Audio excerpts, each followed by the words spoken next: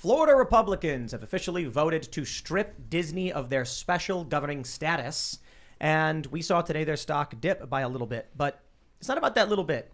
It's about getting woke and going broke. In the first quarter of this year, they're down, I think, 15%. Netflix is down 37%. And I do attribute that to wokeness. Now, of course, the media is trying to say they're losing subscribers. That's why it's happening. And it's all because of competition. Yeah, but they've also lost conservatives, libertarians, anti-woke people. And that adds up. So they're down, I think, 200,000 subscribers. They're blaming password sharing. But I have to be honest, the people who are password sharing probably wouldn't buy Netflix. They just be like, some might. I bet a lot won't. We'll see if they can recover from this, but we have a lot to go through as well because we have Jen Psaki, who is now crying on a podcast about Florida's parental rights and education bill. And then while that's happening, interestingly, McDonald's has a former CEO who is trying to purge wokeness from the company. Tesla, of course, is doing better than ever. Their sales are skyrocketing. And Elon Musk wants to buy Twitter, all of that good, crazy stuff. So we'll get into that. Plus, we'll probably talk a little bit about that doxing story with Taylor Lorenz and dive into those stories. Joining us today to talk about all of this stuff is Tom Fitton. Thanks for having me, guys. Yeah, and lady. Thanks. Do you want to introduce yourself? I'm Tom Fitton. I'm president of Judicial Watch, which is the #1 government watchdog group in the country, if not the world, given the impact we have on figuring out what the corrupt politicians here or there in Washington, D.C. and elsewhere are up to. And we're confronting wherever we can and expose what's happening. Right on. Got Seamus. Yeah, we're excited to have you back. It was a great conversation last time. Thank you. I'm Seamus Coughlin. I am a cartoonist. I am the creator of Freedom Tunes. If you guys want to go check that out, we released a video yesterday on the Democratic Party's wonderful strategy of promoting grooming or opposing anti-grooming laws. And we're going to be releasing a cartoon tomorrow about the requirement for masks being removed by the government. So I don't want to spoil your show, but I want to tell people what you were just doing. I really want to. Oh, my gosh. All right. I had to record some audio. Perhaps we just tell them tomorrow after it's released. You'd be like, I got the inside scoop on what just happened because it was funny. All right. Crazy. Because I don't want to spoil the joke. Really So good. Maybe tomorrow we can give a little sneak peek, Yes. a little audio sneak peek, if you know what I'm talking about. Yeah. Happy 420, everybody! I just looked up what's 420, code term that refers to the consumption of cannabis. I still don't know exactly why or where, but I'm going to look into it. Great to see you. And maybe we can talk about later in the show corruption and the value of corruption, because I think in a system that's too ordered, there's no room for growth. It especially in an authoritarianly ordered system, you need what they would consider corruption to break out of it. But we'll go into that later. Oh, man, it depends on the definition of corruption, I suppose.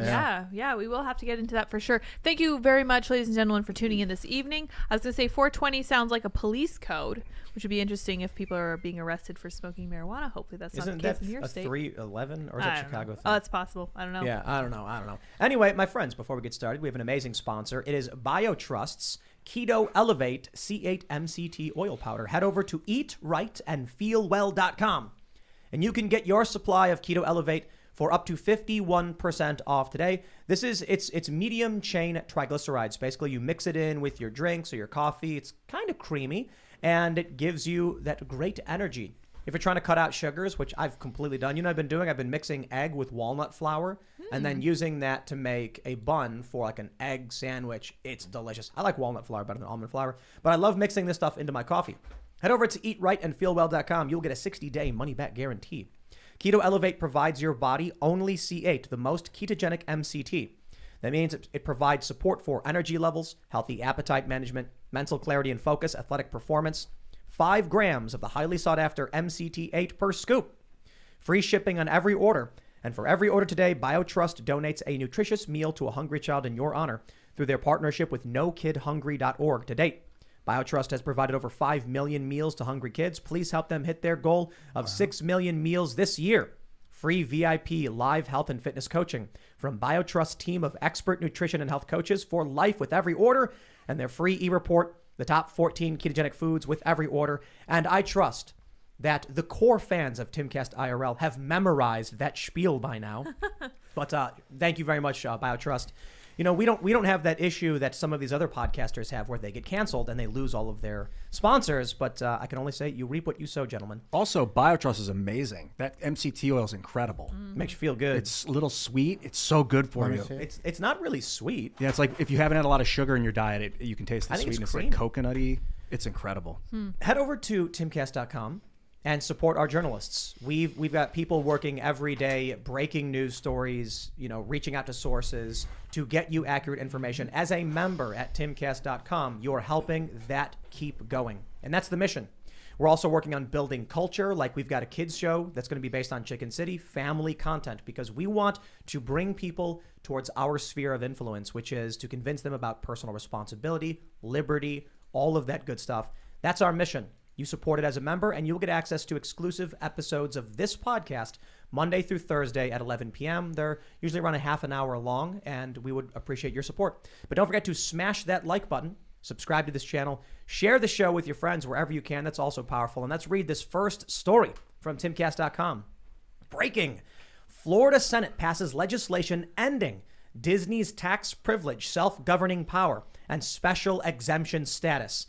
So Ron DeSantis, the governor of Florida, is like, they can just build a nuclear power plant on their own. Like they're able to do certain things that nobody else is able to do. So I think they're right to be looking at this and reevaluating it. I want to say the most important element of this story is that Disney decided to get woke. They thought they could push push all of us around and say, you know what? The activist employees are complaining about wokeness. Let's just give them what they want. Well, now they are seeing that you reap what you sow. You want to come out and you think that you can just adopt ideology. Say you will be political. Disney was outright like, we're going to defeat this bill. Florida said, okay, you want to get political? We'll take away your special status. Now we're seeing, as of today, their stock has dropped by 5.56%. On top of that, their stock was already hurting this year. It's good to see real economic consequences, right? Freedom of speech doesn't mean freedom from consequences, right, Disney? I want to see more companies who want to act a fool and play dirty games see actual accountability. My thoughts were, yes, you break up that big corporate, monopoly, break it up. That's why we have antitrust laws. That's why we have a government in place, is to protect us from these insidious things like corporate people, whatever. But Tom, when you came in here, you made a great point that how far is this going to go? How much authority should a government have to stop the private sector? Well, look, Disney is, the leadership of Disney is abusing shareholder dollars by spending them improperly to target or promote talking about sexual activities with young school children. And if you're a shareholder, you ought to be saying, why aren't you producing more and better product and increasing shareholder value? Go ahead. Just real quick, on that point, should the shareholders sue for a violation of the company's fiduciary duty? Well, I ain't no lawyer, but the people have been sued for less, that's for sure, in terms of stock fights and things like that and shareholder lawsuits. But secondly, though, you've got this special position that Disney has in Florida. It's been around since 1967, and they're talking about taking away some governance that benefits Disney corporate-wise and arguably the state. And so the concern I have is this being considered for reasons that are neutrally applied, meaning it's a bad idea to provide corporations these special tax incentives and such, or is it a political payback? And if it's the second one, the danger is that, look, the left almost always controls the levers of power.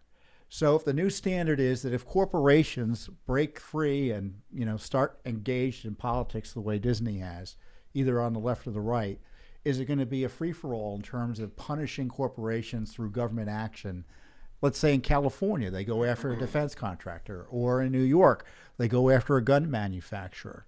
Well, in fact, that's actually what's happening. Yeah, they're already talking about doing that without any of this being. Right, it's already happening. Right. Yeah. And it's been consistently people who oppose the cult wokeness fringe ideology who have been getting attacked. What's happening in New York? This is like the first time Republicans are like, okay, you know what? We're not going to tolerate you getting into this. And to be clear, I'm not saying I oppose what Florida did. I'm just highlighting well, let's be aware of what's happening out there in the culture, and that corporations, when they engage in politics, there's going to be payback now and again.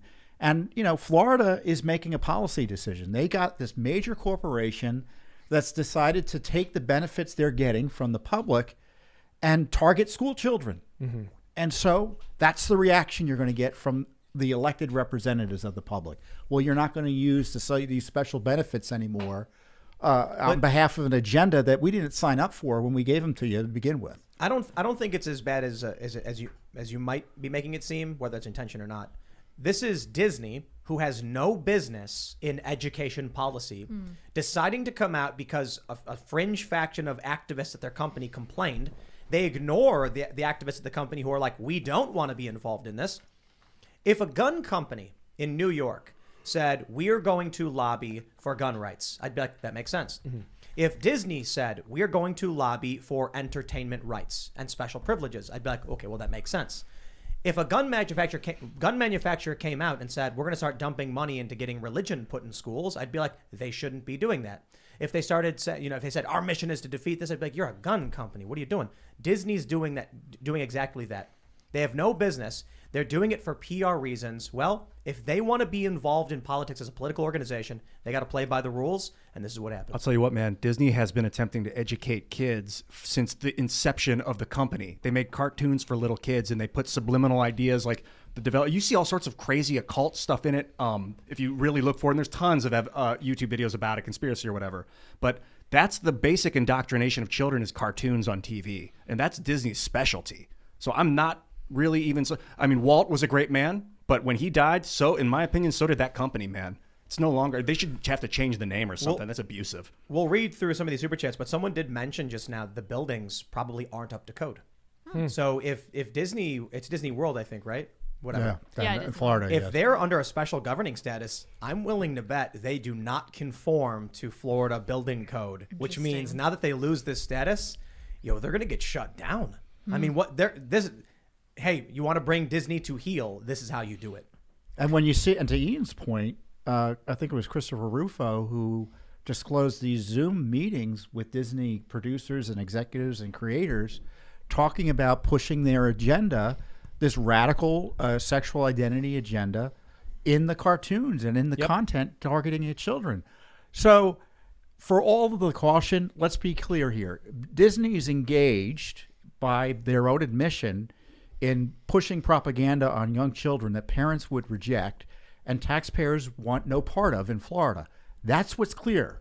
This wouldn't be happening if the politicians didn't think our voters don't, want this. And certainly Disney has every right, and they've got all the money in the world to persuade the voters otherwise to keep their special benefits, but it's a hard argument to make. Yeah, so Disney is not a company that I happen to be a fan of, Ian. I agree with a lot of what you said, and I agree with what you're saying now. They essentially want to use their platform to push and normalize perverse sexual lifestyle choices onto children. On top of that, they have sex abuse scandals. We know that they have hired people who were convicted of child sex abuse in the past, on the Disney Channel specifically. So not a good company. Yes. iCarly, was that what it was? I'm not. There's talk about that, but there's talk about that, but I'm referring specifically to Brian Peck, who was convicted and then later, after he served, hired by Disney to consult over the phone because he wasn't allowed to actually be in the presence of children. Right. Wow. And then there's just, if you just look at these memes, every few months they arrest child traffickers at Disney. Well, I mean, of course these people are going to want to work there, right? They want to get access to kids, and Disney apparently doesn't do enough screening to stop them, or they're not paying attention to the trafficking that's occurring under their noses. We're all concerned about critical race theory in the schools, but at least there's political accountability there in theory. So everything you're concerned about in the schools is already happening on the Disney Channel, Nickelodeon, and it's all targeted at very young children. The far left is taking control of children's programming, and it isn't just reading, writing, and arithmetic, teaching kids how to read. It's social, cultural transformation on television, and Disney's now being kind of forced to admit it because they're in the business of teaching your kids values that are very different than the parents expect from the content. And I am a parent, but we don't watch those Disney shows anymore. But I would not allow any of this children's program to be seen by my children until I had seen it first. Don't give your kids cell phones. Yeah. Homeschool your truth. kids. Yeah, So really. I defer to the big tech CEOs, these executives who don't give their kids cell phones. Why is it that the people who work at the big social media companies are like, I'm not gonna let my kid have a phone, because they know what's on these websites. Have you noticed like this weird social psychosis of the last decade has really coincided with the proliferation of these devices too? Absolutely. Streaming internet video. It's simple. When someone's in a cult, to get them out of the cult, you have to separate them from cult members and deprogram them. But with the existing woke cult, it's right there in the palm of their hands. Every time someone says something, hey, this isn't true, you need to get away from this, they retreat back to their fantasy world. And the most vulnerable is the children. That's the reality. I'll tell you right now, what's one of the most infuriating things, because I can't stand the media lying, is the Taylor Lorenz story, where Washington Post, and I'll show a clarification for things I was saying yesterday and things I said today, because I want to make sure I get all the facts correct. In the original Washington Post article that doxed the creator of Libs of TikTok, they linked to a real estate license, which included a private home address. It was a commercial residential mixed property listed as a business address, but also, according to public records, a private residential address for the creator of the Libs of TikTok. And they also explained, they didn't link to, they explained how to get their private phone number. So they said, the phone record is found here associated with this domain, which took me 2 seconds to just Google and then 3 popped right up. seconds to do a DNS lookup. So I'm not, but I want to be careful with my language. They didn't link to the number. They just told you, gave you the instructions, the name you needed to look for with the thing to find it.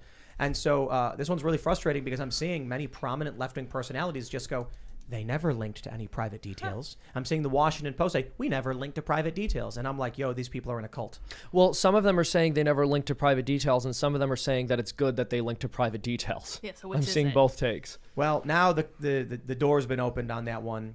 And, this guy responded to me and he's like, Tim, your followers have been doing this for years. And I'm like, I don't think you watch my show. I don't think you know who our followers are. Like, we don't have that kind of audience. You can't control your followers. You can But only give them this is- advice and guidance, but everyone point has to is- make their own choice. We don't have followers who do that stuff. Like, I mean, I'm sure there's a couple people here and there who watch the show, but we are not on these platforms where we're engaging in overt activism. In fact, I told the guy, I think doxing the name of Libs of TikTok was wrong. And he's like, you mean to tell me that if you got the name of some Antifa account, you wouldn't publish the name? And I was like, yes, I would not. Probably How many not. times have you guys heard me say I won't say their name? Yeah. I say it all the time. Minimize harm. It's I one of the even tenets of I even journalism. sometimes refuse to say Cenk Uygur's name when the story is about the Young That's Turks, true. Yeah. because I'm trying to avoid drama and trying to talk about concepts and philosophy.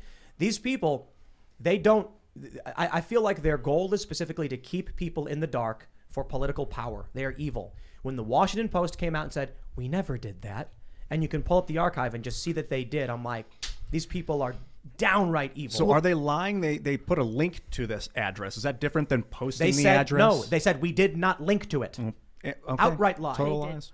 I will assert as a statement of fact, the Washington Post linked to the private home address of the creator of Libs of TikTok. It's as if they didn't think they were doing it, so then they said they didn't. But they did. No, Yeah, they're well, just and then lying. it- They're it- just lying because they're evil people. Yeah, and even if they didn't know, that's almost worse. And then they deleted it, so obviously they knew. Yep. They edited the page. Good point. Yep. I think a lot of these media become, they sometimes engage in journalism, but places like the Washington Post have just become left-wing advocacy groups that sometimes create journalism that's valuable. But, Judicial Watch, we're a nonprofit. We do lots of talking about policy. We educate people. We do journalism. But, it would be hard to argue that we weren't advocating for certain values.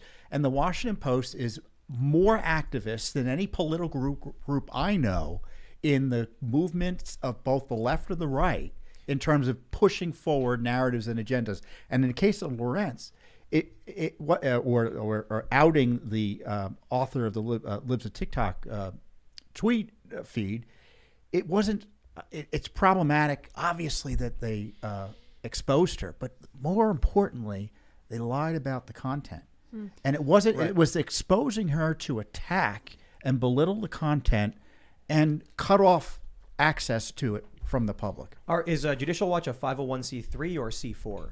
So we're a 501c3, which to those who don't follow the IRS code means we're a charity, meaning we can take tax-deductible contributions. It also means you can't engage in overtly political activity. It generally means that we can't endorse or oppose candidates. Yeah. And, I can talk about politics, but I can't, say vote for Republicans or Democrats. Can you say who you're going to vote for? I could in my personal capacity, but I choose not to generally because of the nature of our work, because we end up suing everyone. I want to give Taylor the benefit of the doubt really quick, because it's possible that when she wrote this article, she thought she was linking to the business address, and then it went up, and then they were like, we didn't, and then when they realized they did, they pulled it down. No, she's still denying it. And so we're awaiting them to be like, actually, we did. No, that is the benefit of the doubt, at least. No, Ian, you can't. She outright denied it to me But personally. it doesn't matter what she said. They did it. I know they did Yes. She outright denied it to me personally. I did not publish the home address. Then the Washington Post said we didn't link to private information. They are just lying on top of lies because they are not good people. Don't give them the benefit of the doubt when they're lying like overtly. And I'm flabbergasted by it's like, imagine being, it's that Family Guy joke. Imagine being in an elevator with one other person who just lets out a big fart, looks at you and says, you did it. Gaslight. I'm like, what? Yeah. I'm like, dude, I watched you do it. What are you lying Only to me benefit about? of the doubt in that I want to understand why it happened, and never attribute to malice what could have been attributed to stupidity. It's a thing I've heard in the past, so maybe. Hanlon's razor. I mean, Doesn't mean they're not guilty. my view on the Post now is if a Post reporter called me up and find out where a court hearing is, I say, oh yeah, it's here. What's the case about? It's about this.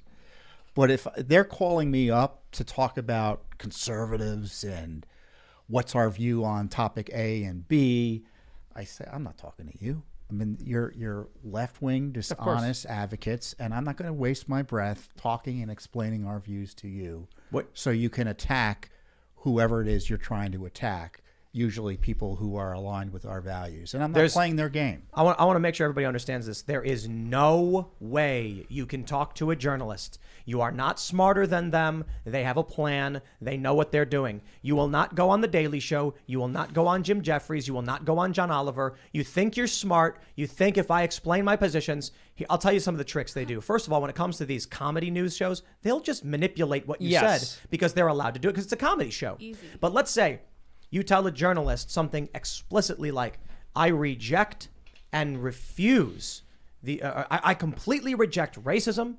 It is completely wrong, and I oppose these racist organizations. Instead of quoting you, if they want to get a narrative, they will say, when asked about their racist ties, they became belligerent. Right. And you'll be like, but I told them they don't have to put that in there. They can just say they became outraged and belligerent. I believe it was because they were truly racist, and they won't tell the world what you said. I had a guy hit me up from the Daily Beast, and I gave him quotes. He cut out any quote that made me look good. And then here's another trick they do. You think you can give them a good quote, just one solid quote. They might still use it with ellipses. You'll say something like, that man who came out and said pizza is disgusting, that man was wrong. And they'll put ... quote ... pizza is disgusting ... quote.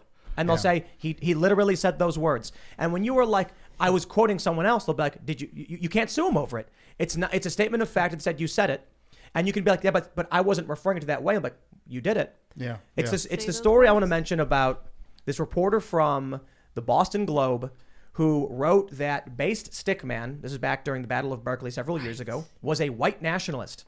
And I messaged him and I was like, I saw you wrote that. And like, this guy's got his wife's like, Asian mixed race. He's got a mixed race kid. It's like, I think you're wrong. And he goes, is the guy white? I said, yes. Is he a nationalist? Yes, he's a white nationalist. Mm-hmm. And I was like, wow, dude. It's a hard logic to follow. You cannot talk to these people. Right. And so we see this all the time happen. Jordan Klepper, I think his name is. He shows up to these rallies and these people think they can talk to him. And then what he does is he cuts it all up and makes them look insane. And then he puts it on TV. And who's he with? It's Comedy Central. I don't know if he's still doing it. Maybe he's on the Daily Show now or whatever. Yeah. But they all do it. Another problem with these like live shows with live audiences is unless the host is willing to tell the audience to shut up when they start booing and heckling, the audience will shout you down when you're making a good point, and then the host will be like, if they have an agenda. So you need like an ethical host to like keep everything ordered. Not Jon Stewart. That dude's ratings are in the gutter. Yeah, I mean, I used to do Politically Incorrect back in the day, back when Maher was on ABC, and I'd be the lone conservative typically, and getting booed all the time for the entire half hour, and it's not fun, but at least you get to say your piece because it's hard to edit what you're saying. Right, those are better. But I agree with you. Generally talking to the media is a bad idea. I used to talk to reporters at the Daily Beast, and I stopped talking to them because I give them a quote, and the headline would be, "Conservatives get hysterical about X." Yep.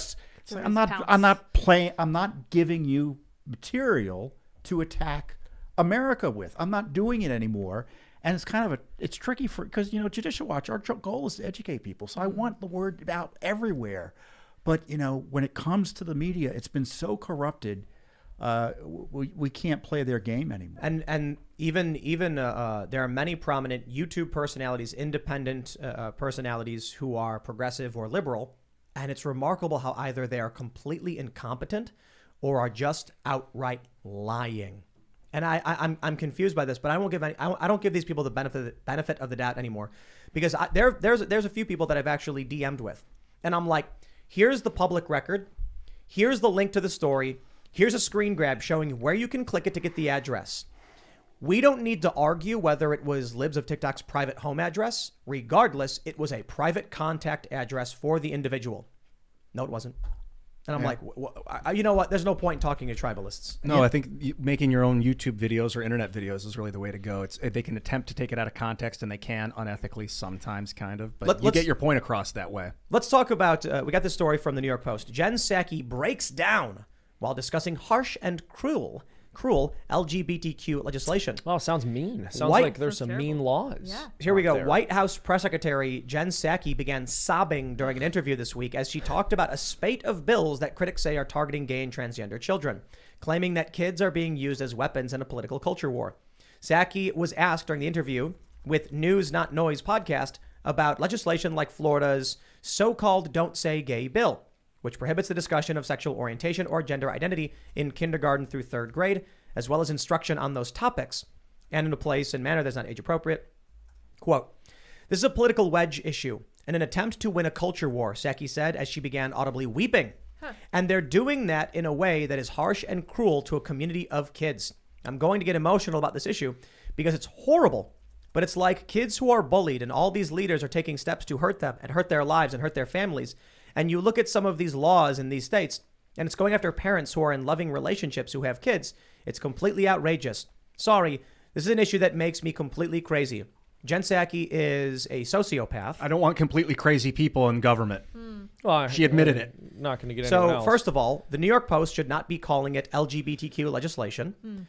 New York Post, Mark Moore, you should correct this because the parental rights and education has more to do with parents having access to information about the schools, and gender identity and orientation is also about being straight. It's just orientation, which could be straight or not, in which case it is just legislation on sex ed.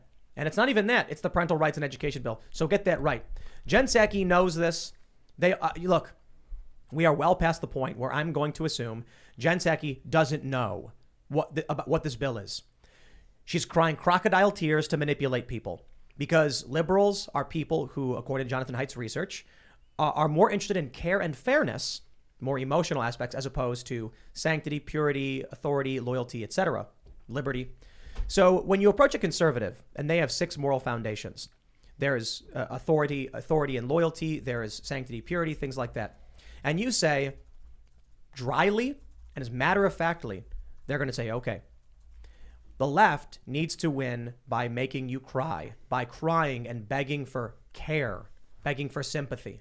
So when Jen starts crying, she wants people to go, "Oh, Jen, it's so aw." Well, it's so embarrassing. I mean, I remember after... No, but it works. Freaking North It Korea. works Care with what you some think. people. One thing that I saw after the 2016 election that really struck me was the fact that they were posting pictures of themselves crying. And I thought, how can you have such little dignity that you think that's a good look? I would be mortified. First of all, if I cried over an election and I was sitting there bawling my eyes out, you can believe I wouldn't be posting pictures of it on the internet the next day as if that was a good look for me. As we're talking about it, I'm thinking Hitler's girlfriend probably cried when he killed himself. Like, yeah, crying emotional doesn't mean you're right. People get emotional about evil if they're on the side of evil. So Yeah, this girl's them. totally lost it. Yeah. I've watched murderers cry in videos of, like, they're in a criminal trial and they're crying. I think Psaki's outsized role in the White House is something worth discussing beyond the points that you're making about her misleading and false statements. It's almost as if she's presidential. You know, they issued a statement from Jen Psaki on, I don't know, something had passed just last week or something that they objected to. And it was a statement as if the president had issued it. It was a statement by White House Press Secretary Jen Psaki. And I remember thinking, well, this is odd. It sounds presidential. And to me, her outsized role in this administration is further indication of the diminished cognitive abilities of the president of the United States. Yeah. It's clear. Come on, man. She is running. Yeah, come on, boy. She is running the show, and certainly beyond any normal press secretary. Donald Trump was Except for Joseph funny. Goebbels. Donald Trump was funny, and he talked in a funny way. You know what I absolutely love about Trump is this bit where he will say something outrageous, and then when the press challenges him, he'll be like, "Well, that's what I was told." like that, like if that absolves him of being wrong. So it's like, I laugh at that. I'm critical of it. Donald Trump will be like, you know, we've got this new medication coming out, and they're like, sir, you know, a question, Mr. President, that is not correct. You're talking about an old report that's since been debunked. Well, I was told this just a moment ago. That's what I was told. And it's funny because that's like his defense. Joe Biden is different. Like, that's Donald Trump's, like, cognitive faculties trying to muster up something. You know, he can't just come out and be like, okay, well, I was wrong about that because he's Trump. But at least he said something we understand. Right. Well, they told me that, and that's why I'm saying it. Joe Biden, he says, America can be described in one word. From an inheritance. And I was like, what word was that? and then you've got next nilrescent, Batacalf care, shooting on a shot at pressure. The dude's not even speaking words. I think you missed his point. He was saying this country is indescribable. It's the feeling it gives him. It's just the emotions It was- coming out It of is his mouth. so overwhelming he can't speak. You know, it'd be funny if, like, on the teleprompter, it actually said that. And it's like, Indescribable. when everybody makes fun of him, he gets sad because he thought he made up a great new word. Because Well, Does that not sound like a Snopes line? Dude, Webster's going to start adding this stuff to the He's like dictionary. a rock Right, musician right, from the right. early 90s. you know, on a sidebar Judicial Watch issue, we had caught Psaki lying about Biden's dog bites. You know, Major was running around and he wasn't just nipping at people because he was startled. He was shooting across the driveway to attack people, shooting across 10 feet of room to go after agents and biting the heck out of them. didn't he hurt Biden himself? Like, Biden. Well, Biden Yes. supposedly fell He had taking the care story- of. Wait, hold on. Joe Biden was showering with his dog in the room. Right? No, all right, so I got to pull the And story he up. fell out of the- So Joe Biden says he broke foot tripping after shower when he pulled his dog's tail. Yes. Why This was is the real. dog That's in the an actual bathroom? headline. Wait, hold No, on. Why it's- was the dog in the bathroom? don't Well, know, it's, but- it's a German Shepherd. They are protective want in love. that. So- They're going to be there. He In says the the story. bathroom? To If be you let fair, him. all right. To be fair, we got the description originally from Joe Biden. It's not like Jen Psaki. It's not like Jen Psaki was out there like the president saw his dog and tried to grab its tail after a shower. Like Joe Biden's like, I saw my dog, man, after the shower.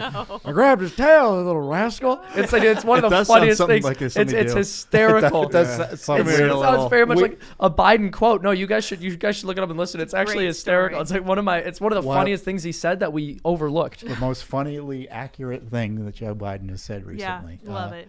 You know, but I'm looking Psaki forward to gets this. out there and she says, "Hey, you know, it was a minor dog bite." And the secret, you know, we just got the emails. Secret Service agents were furious. Yeah, they're not They're, happy. you know, look, they're lucky they didn't have to put the dog down. It was Yeah. that crazy. I'm surprised they didn't, man. Let me read this. He says, "Quote: What happened was I got out of the shower. Actually, can you see that, Seamus? Yeah. Can you Joe Biden that for us? Come on, man. Yeah. What happened was I got out of the shower. I got a dog, and anyone who's been around my house knows, little pup dropped a ball in front of me, and for me to grab the ball, Biden told CNN journalist Jake Tapper in the first post-election interview with Vice President-elect Kamala Harris. And I'm walking through this little alleyway to get to the bedroom. And I grab the ball like this, and he ran. And I'm joking, running after him and grab his tail. And what happens is that he slid on a throw rug. And I tripped on the rug he slid on. That's what happened. Oh, man, not a very exciting story. He said he was running down an alleyway. So yeah, it was his hallway. He says he got. Maybe I should Little animate this alleyway. one. We Yes, animated. good. You should animate that story. Great. Because we animated the corn pop story and helped a lot of people understand it better. We just used his narration. But yeah, he's basically saying he got out of the shower. He got out of the shower and his dog had a ball, so he started chasing his dog and hold roughhousing on. with him. I just want you to imagine this, right? So let's be fair. The dog must not have been in the bathroom. Because it doesn't say that. But so Joe Biden, is he wearing a towel or did he get out of the shower? I was picturing him with a towel on. I'm picturing him. No. I hope he had a towel on. Because Unfortunately, I'm not. originally I thought he climbed out of the shower Speaking of naked. Secret He probably Service. slipped in the shower and broke his foot. And now he's created this stupid story. And he's like, and what happened was, which is a sign of a liar when they buy time, when Here's they're in the what middle of a happened. conversation. Yeah. Longtime journalist Ron Kessler reported that the Secret Service complained about Biden's swimming habits as being wildly inappropriate. in the buff. Yep. Oh, Wait, man. what? Gross. Really? It's in the book. You can do a lot with that one, Seamus. I know Like, that could be an no. interesting cartoon. I'm sure you can find the audio of him telling the story. I remember looking for it a while ago because I had the same idea. This story was pointed out to me, and I couldn't believe that I missed it when it happened. So I was searching for the audio clips. I think I had trouble finding it. It might have just been something he said to a reporter that was quoted in the press and wasn't actually filmed. The But reason I think if y'all he's- can find it, send it to me, please. I think he's lying about the story is because if he's going to tell a story about how he was chasing his dog down the hallway and pulled its tail and broke his foot, why would he bring up the shower part of it? It was completely irrelevant to the story. So obviously it was part of the story. The bigger the Duh, you story, the slip bigger in- the lie. That's the old saying. So typically among kids, when they're lying, they try to explain every possible thing. When in reality, it's like, how did you break your foot? I was playing with the dog. I fell.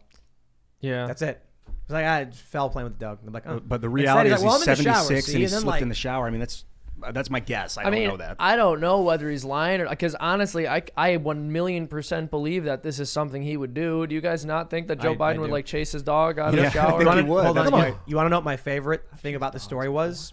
The conspiracy theorists who kept telling everybody. When was this? This was December 3rd, 2020.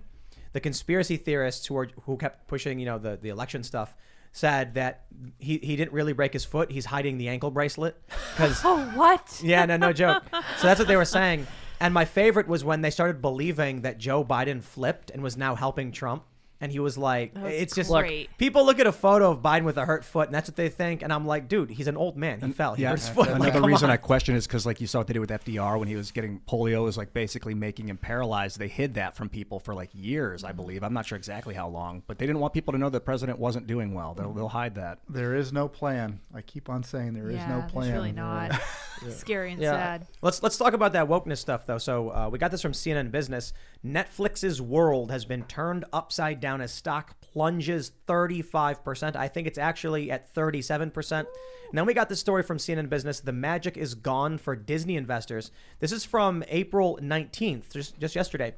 And they say that Netflix has plunged more than 40% and Disney is down 15%. Ladies and gentlemen, I would just like to say, get woke, go broke. Indeed. Well, that's happening at Netflix. They gave as much, I don't know what the actual deal was. I've seen 12, I've seen $50 million to the Obama's production operation. I had Netflix on the other day. And who was pushed at me? Barack Obama, putting out some globalist nonsense about parks and conservation and all of that. And, I guess I'm not allowed to say anything against national parks. But the point is, it was propaganda. They're paying off a left-wing politician who, frankly, brings nothing in terms of creativity other than political activism. And so Netflix is focused on, as you've highlighted, both in the fiction and nonfiction categories, propaganda, and people are turning it off. And there are all sorts of other reasons for it. But if you're going, and the biggest reason in my view, and I say this only half jokingly, is that half the movies aren't American. So you're going, oh, this movie looks good. Turns out it's in a foreign language or, in an accent that's hard to follow because of the subtitles, and you don't Well, want to watch it. So it's garbage, it's leftist, and it's not as the quality they're supposed to be giving What's us. with this weird overlap between the left and sexually inappropriate content for children or about children? That's curious because it's funny. When people come out and they're like, hey, we don't want teachers talking to kids about these adult matters, it's the left specifically that freaks out and says we're being attacked by the right. And I'm like, 60% of Democrats agree with these bills in Florida and these other states that kids should not be taught this stuff. But you've got Big Mouth, is that what the show's right? Yeah. Was just renewed for season 7. You know what that show is? It is voiced by adults, but it is about children going through puberty and engaging in overt Apparently, adult for, activities. for 7 years, they're going through Netflix. puberty, I guess. Are they still in puberty? 7 years. They're just man. living really slow. Weird. Yo, and people who have not seen the show, I've mentioned this before. Like, I think it's a messed up It show. is Yeah, disgusting. I mean, You watched it? Yeah, I saw like half an episode at my friend's turned it house. off? Yeah, I walked out of the room. I couldn't. It's just so disgusting. They're 12. They're like 11 and 12, and they're talking about having sex. No, they're not talking about it. It's so gross. They dude. legit You'll show see this white. thing. I'm not They're- gonna. Yeah. There's like a scene where the kid goes into a stall and they show it, What and I'm the like, heck? what? How is this? So Look, gross. South Park did similar lewd and crude jokes, and those I'm just like, oh I'm not man. even saying it's gross, like spectacally. It's gross psychologically. Yeah. It's. I couldn't let myself even hear it because it was twisting and me. It was- cuties. So gross. yep.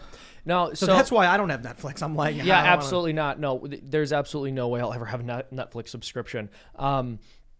I think part of it is that obviously, there are creepy people all over the world and in all parties, but if you're a creepy person who wants to normalize your disgusting sexual perversions, the Democratic Party has made it perfectly clear that they are a safe bet for you. And I think that's it's why. not. That's it's why radicalism. people It's on the because left. they don't have the moral foundation of purity.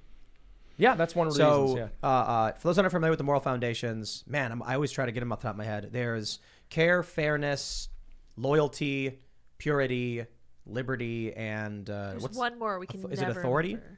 Maybe. or is authority and loyalty the same thing? I don't I'm gonna look it up. What's it called again? The moral foundations, Jonathan Haidt, Haidt.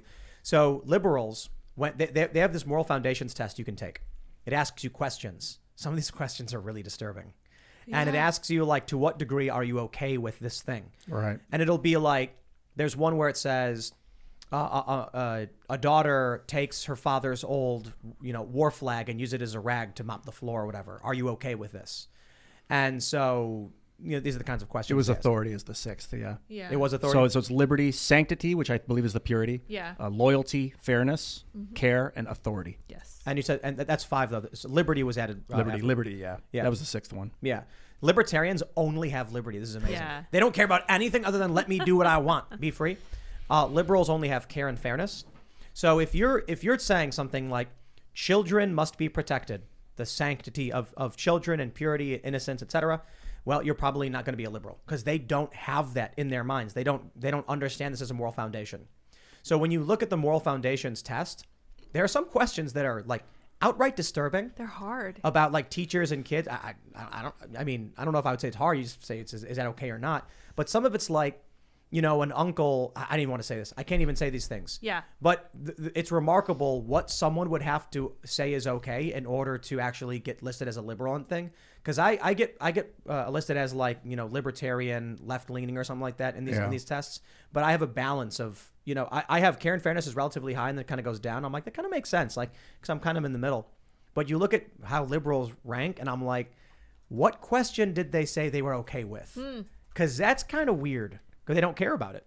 Well, I've said this before. Leftism is essentially a synonym for social decay. It's the word that we use to describe it. And when you think about values like care and fairness, those are the easiest to make subjective. So there's no, that's not fair or I care about this person. What does that really mean at bottom? I disagree a little bit. I think a healthy society has a left and a right wing. And the left is kind of experimental in a sense where it is a bit chaotic. And you could describe it in an extreme sense as decay. But the right is supposed to keep things in check. So the left can be like, hey, we want to try this, we want to try that. And the right says, no.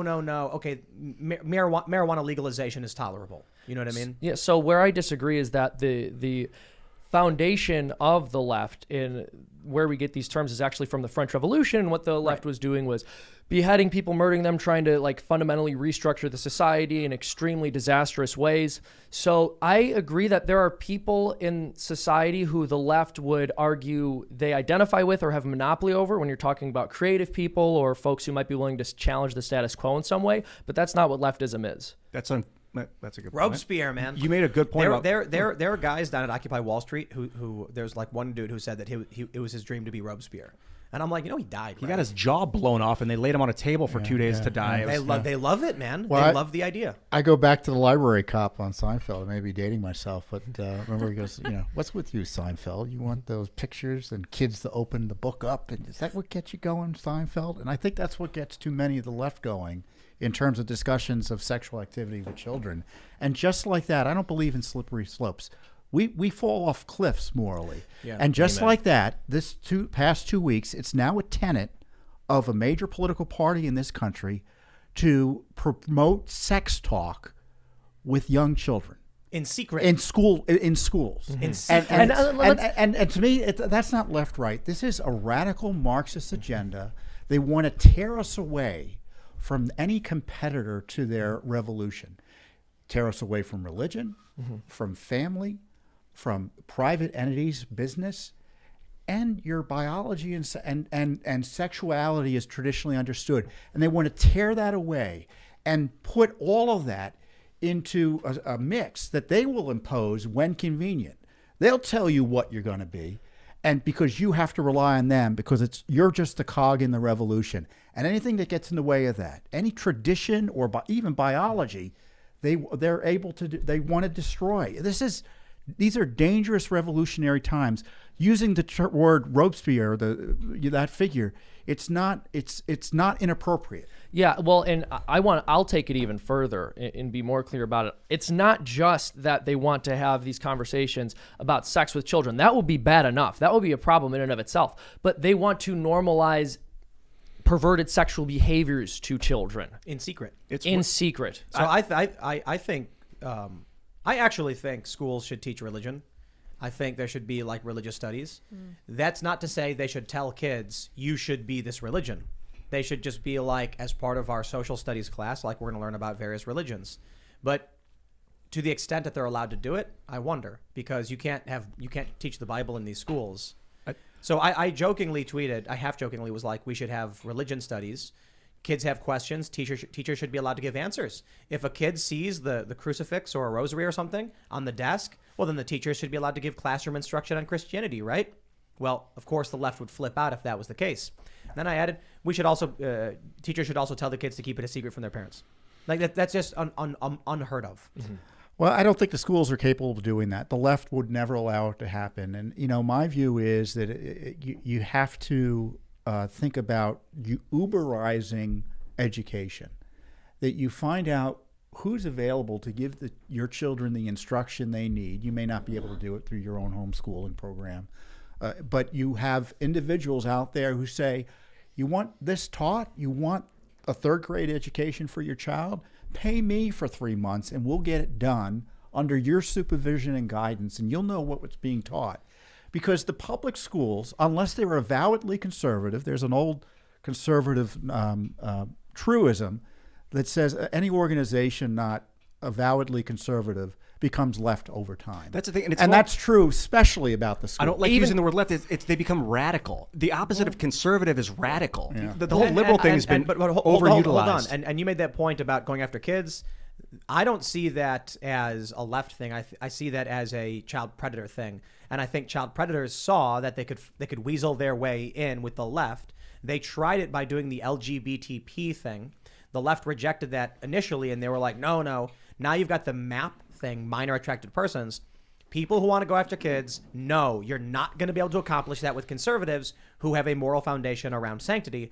The only option is to get people on the left to agree. Without God, anything is possible. I like that you mentioned care and fairness and what it actually means and how they're maybe misinterpreting it. Because if you see a starving child and you think, well, the way I can be care about this kid is to give him food every day, you create a dependence cycle. Another good way to be care about that kid is to teach him how to fish. Now that kid can go and take care of himself. Now, what's the real sort of care? Is it to feed that kid every day and make basically a slave out of him to you, or to teach him how to become independent. Both people, people will tell you that both of them are types of caring, but getting too emotionally invested in it, I think, is where things can start to get twisted. Well, so when you would need a combination when dealing with a child, right? So, for example, the responsibility of the parent is to provide for their child and feed them, but also, as you mentioned, ensure that when they become an adult, they are capable of providing for themselves.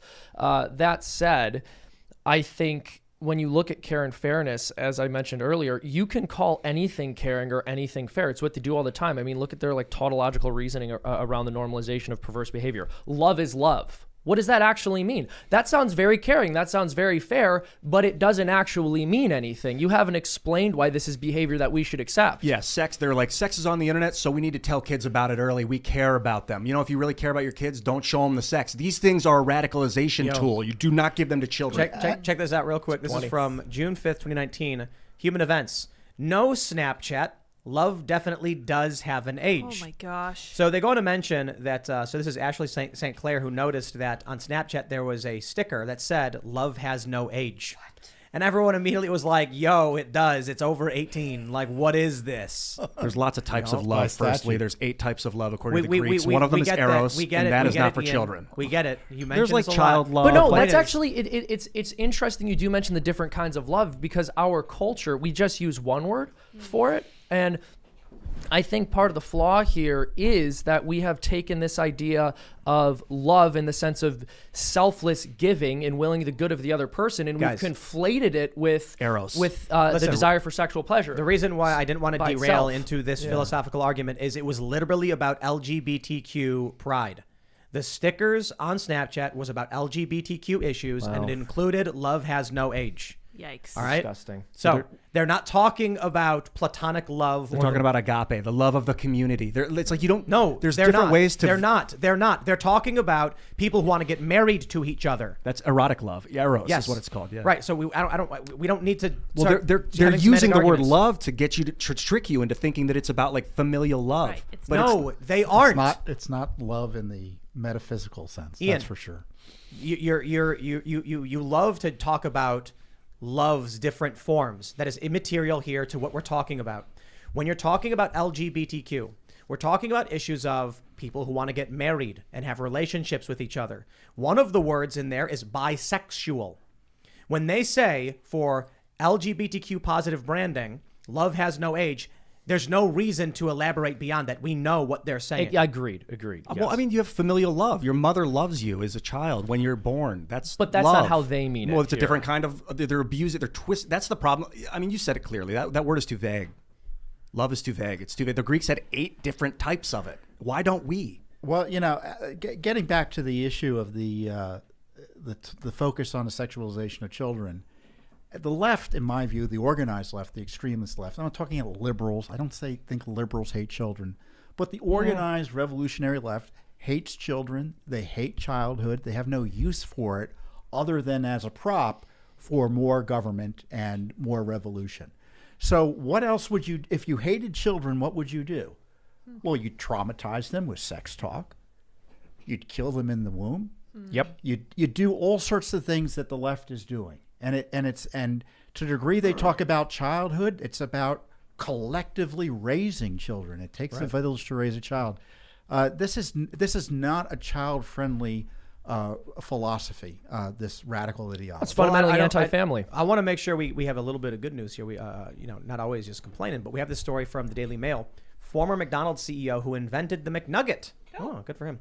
Sets up new group to fight back against woke corporations and buys enough Bank of America shares to formally propose that firm scraps staff CRT training. Whoa.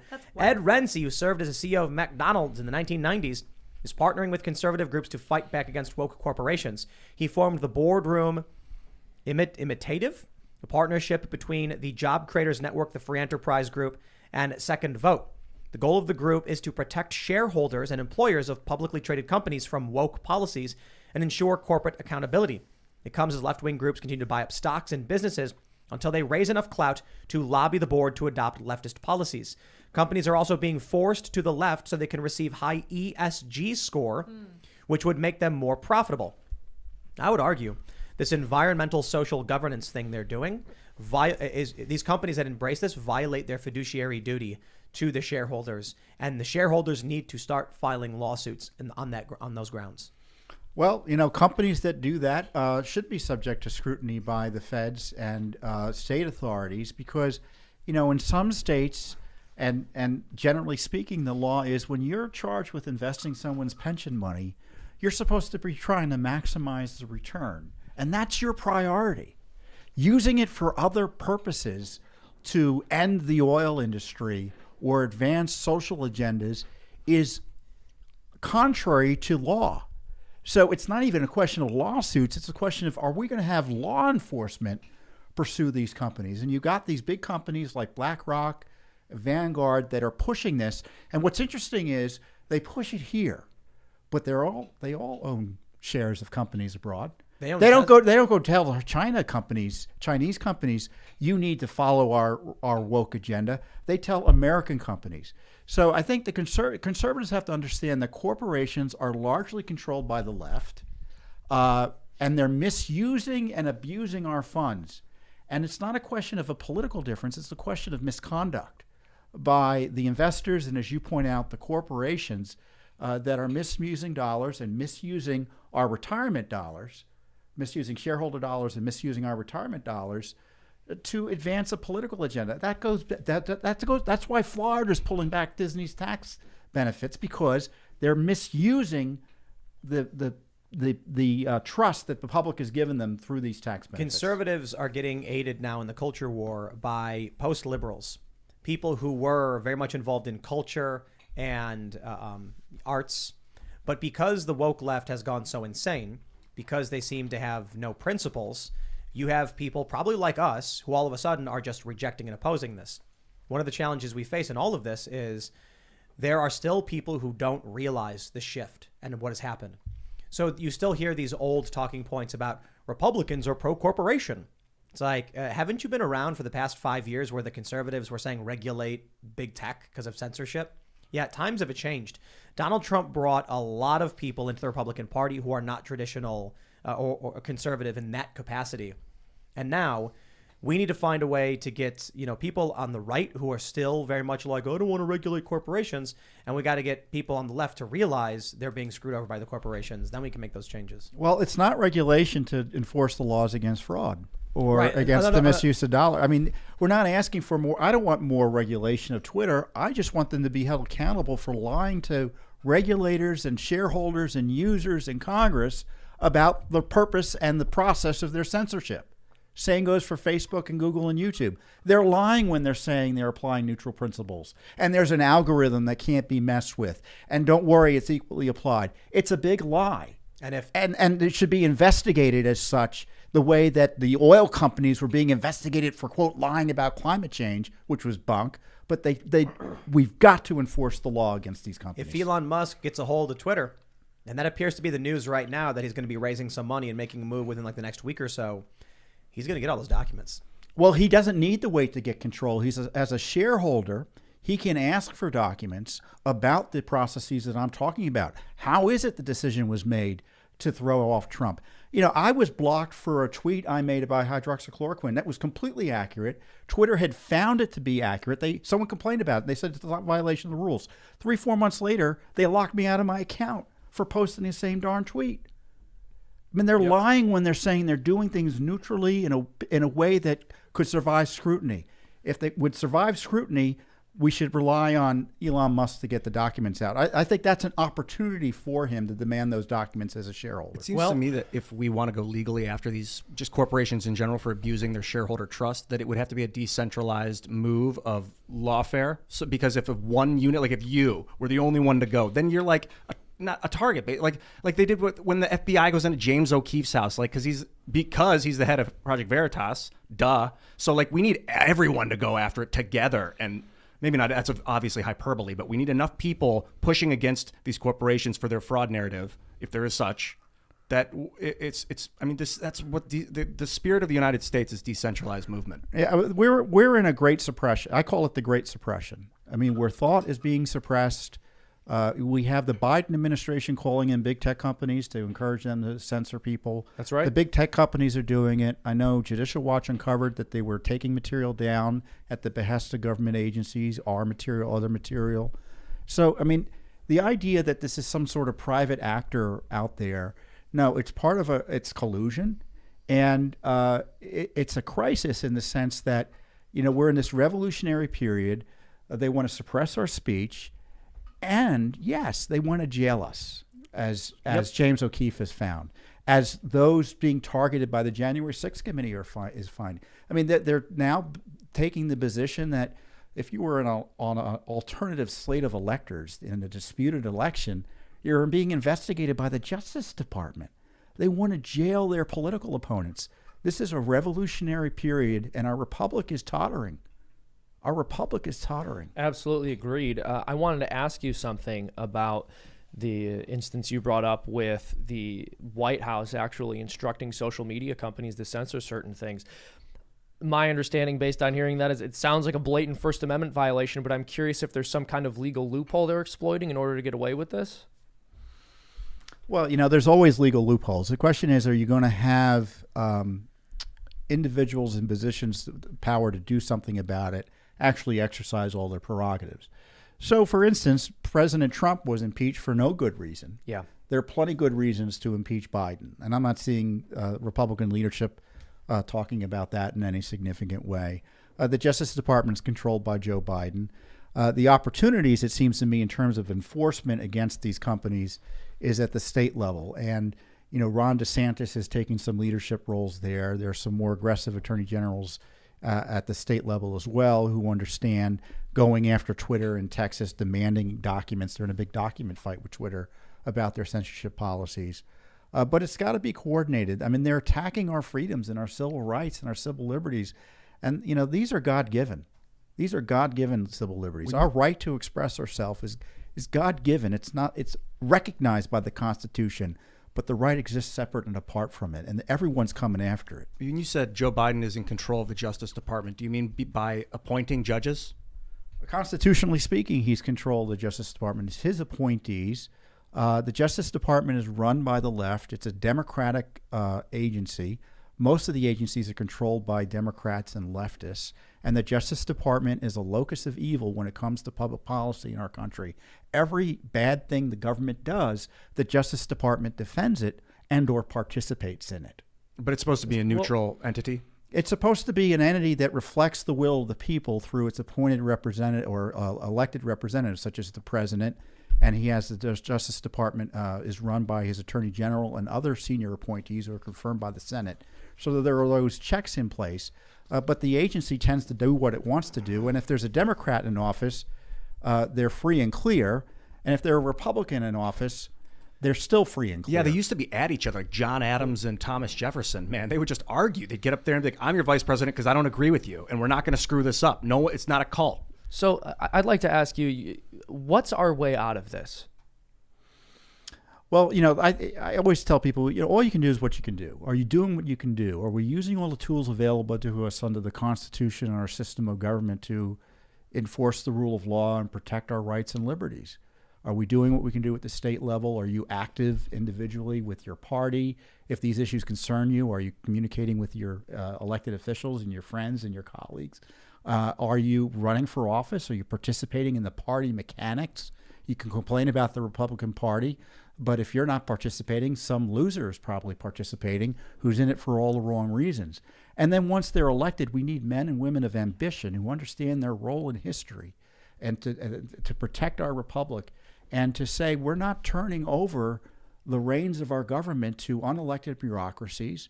We're not going to play this game where we sign a check once a year for $4 trillion and then see what happens and then complain about it after the fact. It's like, the government, Congress is like the guy who says, the firefighters who set a fire and then show up after the house burns down and starts complaining. Well, this is terrible. They're all responsible. You mentioned January 6th, and we do have this story which just came out a couple hours ago. On Twitter, everyone is, people are saying that Alex Jones has flipped. Huh. Yes. According to the New York Times, Alex Jones reached out to the Justice Department about a January 6th interview. They say that through his lawyer, Mr. Jones said he has given the government a formal letter conveying his desire to speak to federal prosecutors. The lawyer, Norm Pattis, maintained that Mr. Jones had not engaged in any criminal wrongdoing that day when chanting slogans about 1776. As a condition of being interviewed by federal investigators, Mr. Jones, who is known for his rants about the deep state and is supposed to control and its supposed control over national affairs, has requested immunity from prosecution. The first thing I would say is I don't trust the New York Times on stories like this.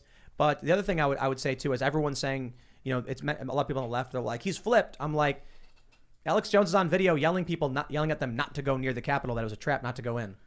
He's not going to get immunity from prosecution. First of all, there were no crimes that are being pursued here other than perhaps against some of the January 6th defendants who actually committed violent acts in violation of the law. The Alex Joneses of the world, to the degree they're facing any liability, it's because of corrupt prosecutions or activity by the FBI, DOJ, and the Democrats in Congress pushing them. And, my understanding of the federal system is that you don't get immunity. What they do is you plead guilty to a crime, accept a punishment that might be mitigated as a result of your cooperation. They don't give out typically immunity for crimes. They make you plead guilty. So, my guess is Alex Jones wants to roll the FBI and tell them the truth about what he did. And, I believe he didn't do anything wrong. The people who believe the most psychotic conspiracies about January 6th believe insane conspiracies about what this is right now. He's flipping. Oh, man, he's there. He's going to rat on Trump. The funny thing that's the crazy talk, that there's something to flip over. Yeah. Right, exactly. So we had this really fun moment in January where I said that the people who were, waved in to the Capitol or who walked up and the cops opened the doors and said, let them come in and said, I respect your right to protest, and took selfies with them. These people, it's how are you going to get them on trespassing? How are you going to get them on, trespassing in the Capitol if they're invited in? You won't be able to do it. And the Young Turks did this segment where they were like, Tim Pool is so dumb, he's so dumb. And then what did we see? There's actually a guy got the charges dismissed because he was like, they let me in. The judge was like, you're right, they did. Have a nice day, good sir. So I imagine there's a lot of people who, obviously the ones that were fighting. There was one guy who got his charges dismissed relating to like mischief and vandalism or something. But he got trespassed because the judge was like, yo, you climbed over something to get in there. You knew you were trespassing. So we're going to see the people who are violent get charged. We're going to see the people who are let in. Probably a lot of these people are going to start getting, not guilty pleas or not guilty verdicts. But the people on the left who are seeing this story right now because they're tweeting about it, this is the exact same thing as the people who thought Trump was going to show up on March 3rd or whatever and walk into the White House and that Joe Biden had an ankle bracelet or whatever. And arrest everyone. Yeah. Right. And it ain't going to happen. And, the real scandal is, we've sued for all the records, all the videos of the Capitol. We sued the Congress for it. We're in court. Nancy Pelosi's Congress is telling us that they have sovereign immunity, meaning they are immune from lawsuit. And none of the they're not public records. And even if they were, the public interest doesn't require their release. So it's the worst day in American history, but there's no public interest in releasing the records. So, in my experience, when you don't want to release 1 second of video, even voluntarily, what are you hiding? And I'm sorry, guys, but, this whole Michigan collapse, the Whitmer kidnapping collapse, means we should take a look at if the FBI would break the rules there. Did they break the rules in some of the January 6 activities? And I suspect we're going to find out that's the case. Absolutely. I mean, look, anyone who knows the name Ray Epps can tell you that there was almost certainly foul play here. And we should just say to them what they've been saying to us over the fact that they've been collecting people's data in bulk. If they have nothing to hide, then they should have nothing to fear. Release the tape. Show us what happened. Ray Epps is interesting. He was a dude at a rally, whatever you want to call it, event, January 16th, and he was like yelling for people to go to the Capitol, I believe. And they on started video. calling him a Fed. Everyone started like, yelling at him, calling him a Fed, and shunned him. And then all of a sudden he disappears and he's not prosecuted. Is this right? He turns up in a bunch of videos encouraging people and inciting them to riot. And not prosecuted. With the amount of spy tech we have, how is that guy not being prosecuted right now? What about the guy who planted the bombs? They didn't find that person either. Never found that. That story just disappeared. Yeah. Just completely disappeared. Well, and supposedly Harris was in the neighborhood. Yes, and Harris Secret was Service right didn't there. find it. What the heck's going on? They said Kamala Harris was right there that morning. but then they just stopped looking for the guy who planted them, apparently. I mean, God help us. I hate to get back to the Secret Service. They get attacked. The agents were attacked for complaining about being attacked by dogs. We found out the Secret Service top people or people in the position to protect the president were being targeted with a scam, some type of fraud by these two shysters in D.C. They were offering them gifts, and the Secret Service didn't even figure out it was going on. I think it was the Postal Inspection Service that figured it out. So the Secret Service is dysfunctional, and as someone who doesn't want to see anyone in a position of power harmed in the worst possible way, I worry about our security in the. Look, January 6th highlights that the government can't protect us. They blew the security on January 6th at the Capitol. The Secret Service is just this side of dysfunctional, and these are major issues. I mean, why is it we think the Secret Service is any better than any other government agency? Olivia Rondeau went on Kennedy Nation and said something really profound, and I hope I get this right, Olivia. It's that the government is there to serve us, not to take care of us. Remember that. You're here to serve us. We put you there on purpose so that you can work for us and get this done right because we're all sovereign. You're right, but at this point in our country, in the past 100 years, it's just like, dude, that's just not the case anymore. But that's the American spirit. Without it, that's the nature. That the country is just a piece of land where people are getting along next door to each other. If we don't have that belief in common, then things can go pretty nuts. We are seeing in cities, Democrat-controlled cities, non-citizens being granted the right to vote. The moment that happens, you don't have a country. Like it's happening. The presidential election, the Electoral College, is influenced by non-citizens. I think there was 1 or 2 votes in favor of Democrats because of the amount of illegal immigrants in California or something like that. The congressional seats are not apportioned based on citizen count; they're based on population count. So if you have 1 million non-citizens in one area, they're going to get an extra congressional seat and an extra electoral vote. These things are ripping. We're a ship. We're a big cruise ship. Those things are holes in the ship, and we are taking on one. I'm a realist. Or do you think that we're just headed towards globalization and we got to figure out how to roll with it? Oh, well, yes, absolutely. Okay. So the issue is, to a certain degree, globalization is not a bad thing. The bad thing is the authoritarian takeover and the destruction of our sovereignty. You can have international agreements. We can do away with war. We can have this beautiful planet, but in this area, we have our own laws. We make our rules. We live according to our values and things like that. The problem is the World Economic Forum doesn't like our values. The Davos group doesn't like our values. The values they want for the world are more like China's. Yeah, I don't want to live that way. So that's the real problem. We had Elad Eliyahu on, and he said he likes a unipolar world. He doesn't want China to gain influence. He wants the U.S. to dominate everything because our values are better. And I'm like, he's being honest about it. And we need to recognize that in the world of the globalization, as it's colloquially understood, is Chinese-style social credit systems. We can have a kind of international relations that can, end war and have international courts where we retain our sovereignty and our values persist. Do you think we're really ever going to end war? So I think what likely would happen is we may have already done it in the traditional sense of how we've known it, or be getting really close to it. Obviously, Ukraine, Russia right now, there's hot war. But will we break past that point where it is just not economically feasible or worth going to war? Instead, you'll see shady dealings, soft power, manipulation, or fifth generational warfare. So conflict will always exist in some form. But when we're talking about modern warfare and we get to the point where we're like kinetic warfare is fading away and now it's all manipulation games, it'll be psychological manipulation. Well, this is Ukraine is kind of the highlights that war is a feature of the human condition. And, we spent trillions of dollars on our national security apparatus, the diplomacy, USAID, obviously our defense and intelligence establishments to prevent war in Europe. And it happened in a heartbeat. And, I think you could argue it's because of what we've spent. Ukraine isn't Luxembourg. Yeah. It has 45 million people. So this is not an insignificant military action by the Russians. And we paid these guys to stop crap like that from happening. And they couldn't figure out how to stop a gangster from going down the block and breaking someone's window, and I'm exaggerating, obviously, for effect there. But Putin was stoppable. And my view is this is where the corruption comes home to roost. He sees Biden, his cognitive challenges. He knows Biden's on the take because he's on the take in part from Russia, based on the information that's out there. So he sees a corrupted, infirm leadership in our country, and why not do what he did?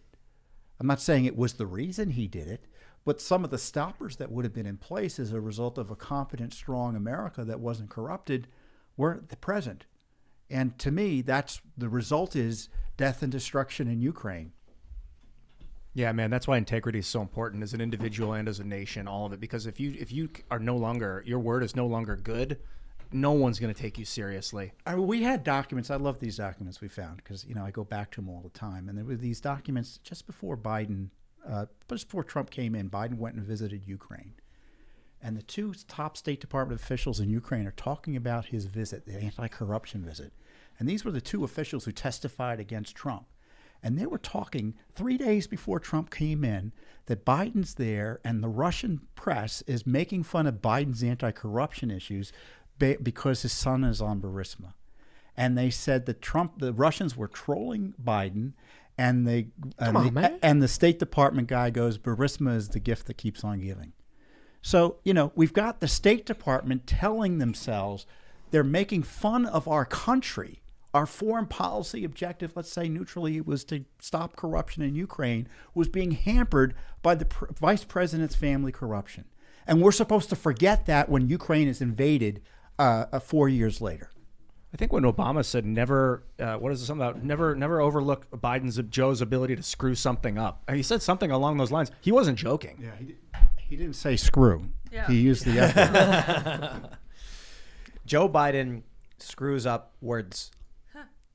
I mean, it's apparently familial board corporate relations in Ukraine too. Hunter should have never been on that board, man. That's nuts. Yeah, the challenge we face internally is tribalism. There are people who have built careers off pandering and they won't give it up. It's true on the right, it's true on the left. But I think what you have right now going on for the right is that, like I mentioned, the post-liberal types, people who were Democrat voters before, who are more interested in principle and integrity, are sitting here being like, look, I can watch Ben Shapiro. Ben Shapiro will be like, Joe Biden was engaged in corrupt behavior in Ukraine. And I'm like, okay, gang. Okay, gang, he's engaged. Okay, Joe Biden did bad things in Ukraine, right? It's really quite obvious based on the tape we've seen. Thank you, Seamus. You're welcome. And I'm sitting here and I'm like, he's completely right. And then he'll come out with, some political position on policy as a response. And I'll be like, well, I disagree on your response position. But if we agree on the facts, that's what's happening. Any sane, reasonable person knows Joe Biden is crooked and doing crooked things. I mean, flying his son on Air Force 2 to China for a private equity deal. Why are you using our resources for that? But you'll get these people on the left who are just like, didn't happen. Yeah. Didn't happen. That's why they won't come on this show. I invite them on the show, they'll make an excuse. Because they know we'll sit down and I'll pull up all of the stories and all of the videos and they'll have to sit there and listen to it. And then they're going to have no choice when their fans are watching and like, I didn't know that. It's like, well, because they didn't tell you. I never understood. Well, I guess I do understand. But politicians of both parties always misunderestimate. Is that the right word? Misunderestimate. That's right. That's a man. I almost forgot about that. I'm doubling down on underestimating it. The corruption is a driving force for so much of the electoral public. You remember when Nancy Pelosi came and took over Congress in 2010? You know what her big piece was? Her big slogan? We need to drain the swamp. Huh. Yeah. So, and what happens is these politicians run on battling corruption in Washington, D.C., both parties, and then they get here, and it doesn't get done. And in the case of Trump, he actually did want to do something, and none of his appointees thought it was important. Republicans don't care about battling corruption. I know there are exceptions, and the exceptions prove the rule. Democrats have incorporated corruption, unfortunately, into their governance style. They turn their offices, in the case of the vice president, into a racketeering operation. So this to me, there's opportunities on both sides of the political aisle to run on a reform anti-corruption agenda with teeth. Yes, but I do think Republicans have their degree of corruption, as evidenced by this story from Timcast.com. Candidate Robbie Starbuck responds to being kicked off Tennessee ballot. Starbuck told Timcast he is exploring every legal option to remain in the congressional race. That's right. They tried passing this law to bump him and another individual off the ballot by saying they didn't live there long enough. Turns out Robbie actually did live in this district long enough. Right. Now I guess they're claiming he's not a Republican. What? Robbie Starbuck, Morgan Ortagus, and Baxter Lee were all disqualified from the upcoming primary after the party's vote on April 19th that they did not meet its standards for bona fide Republicans. Their candidacy was challenged earlier this month, triggering a vote by the state election committee. According to the bylaws, a candidate is required to have voted in 3 of the last 4 Republican primaries or have state Republicans vouch for them. Quote, "The idea that I am not a Republican is most offensive because if I am not, who the hell is?" Starbuck said.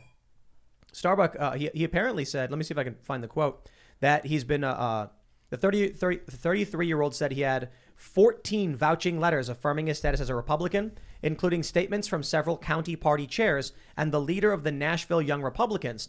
He was also endorsed by U.S. Senator Rand Paul in 2021. Wow. Starbuck largely attributed the party's vote to institutional corruption, believing that Republican leaders in the state would prefer a controllable rhino. Right. This is how the system works. In order to get into office, it's through one of the 2 parties. The parties are private organizations who can do whatever they want, so they are blocking Robbie Starbuck from being able to run because he's a real candidate. Well, and this goes to my point. So there are probably a lot of conservatives in Tennessee, and we may presume, well, Tennessee, that's got to be conservative down there. Well, that Republican Party leadership has been a long time moderate operation. I mean, the Republicans from Tennessee, at least in the Senate, haven't been as hardcore as I would have liked. And this is why people should participate in party politics.